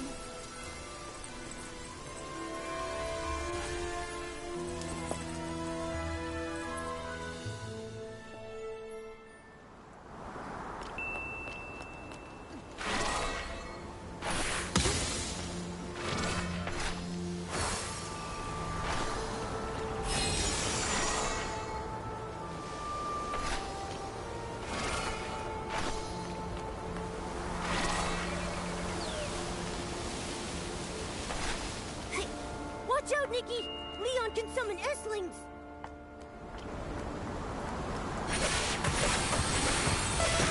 Faces so full of anger. Perfect play. That's right. The fountain of Threadstar. Of course, this is just the most boring cameo I've ever played. Miss Detective, do you really think pulling back the curtain means victory? No, even the truth is just a supporting role in my script.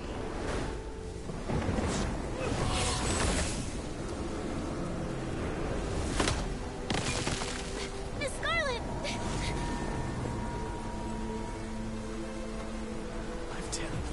over these reckless beings? Why will they accept the true blessing? Watch out! Ichabod! Sorry.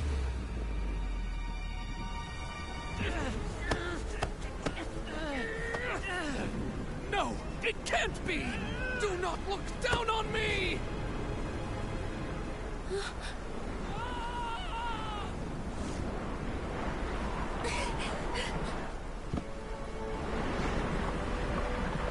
Benny. I'll go find him. So, just like this.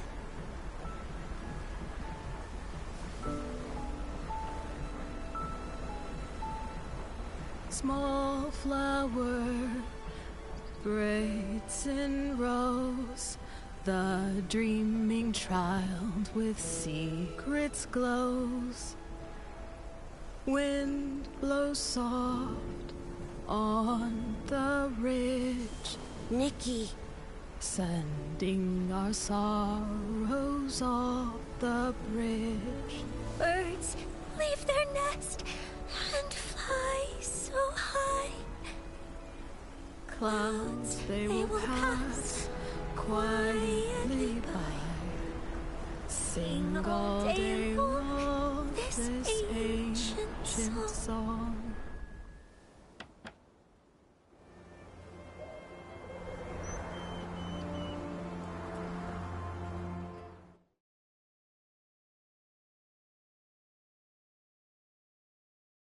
The Ripple Estate soiree ended successfully. Everyone okay? Nikki, looks like Leora wants to see us. Let's talk to her. Miss Nikki, it's so good to see both you and Mr. Momo looking so lively. Thanks to Madame Julie setting up the barrel home, Momo and I both got a good rest. Oh yeah, dancing for 3 days straight at the Ripple Estate soiree really wore me out. Thanks to you, everyone is celebrating to their heart's content. Madame Julie is exhausted and resting at home, not to mention the Forgottens who joined for the first time. Miss Scarlet insisted on guarding Colleen herself. She wouldn't even put a single drop of detergent on just in case. Hey, I don't think I've seen Tommy around either. Strange that he didn't join the fun. Tommy is busy investigating Mr. Leon, saying he wants to write an in-depth report. Maybe in a few days, you'll receive his first draft. I heard they found where Yarny is too. Luckily, he hasn't been harmed. Miss Scarlet contacted the Kingdom Guards and they'll bring him back soon. Miss Nikki, I actually stopped by to say goodbye to you. Wait, you're leaving already? Yes, now that Threadstar's conspiracy has been thwarted, and my wish to become a PC has been fulfilled, I've got no reason to stay in the abandoned district. How have you been these past few days? I'll be okay, Miss Nikki. I will remember Benny. I think he would want me to remember him in that way, as a friend who sacrificed himself for others. Not exactly good, but not completely bad either. Maybe I'll write to him. Who knows?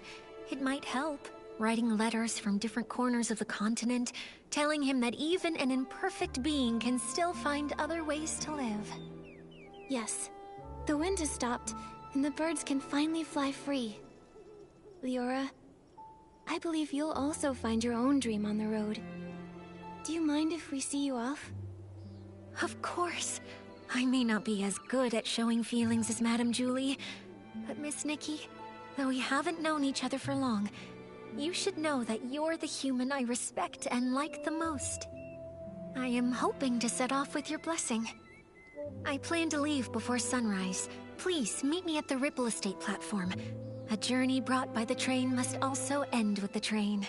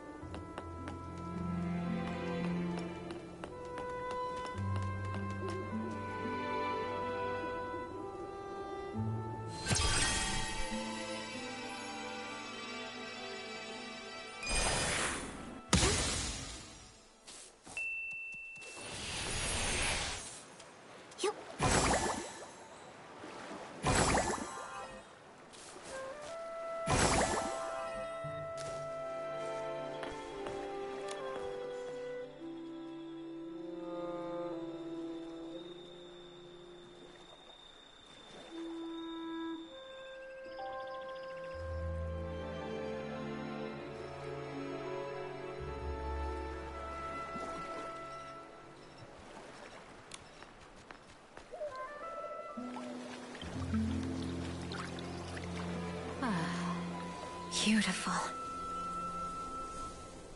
Oh. I've been meaning to ask, what's the ending of As Rain Falls, As Flowers Bloom? Oh, my dear girl. That one was written by Juliet and Cersei together. She clenches the tiny broom as small as herself, fighting desperately against the storm. Magic surges forth. Beneath the pouring rain, the final seed explodes, bursting in a fierce bloom. The wind paves her way. The petals guide her. As she breaks through the clouds, silence overtakes all. The sunrise casts its light upon the earth. There she sees the first clear sky. Excellent story. Leah would have loved it. Look, the train is here.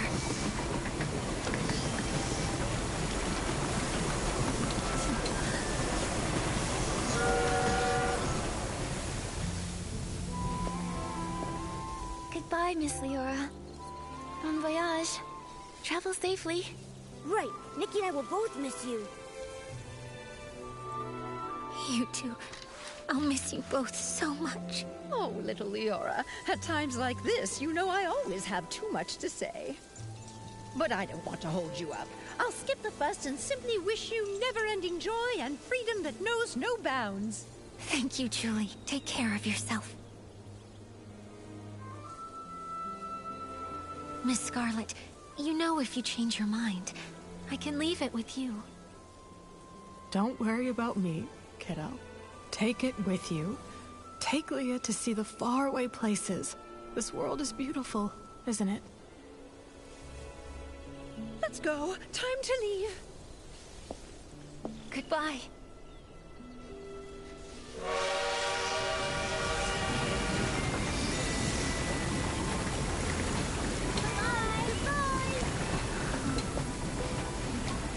Why do I still feel so sad when everything is clearly over? It's all right, my friend. Tomorrow will be a brand new day.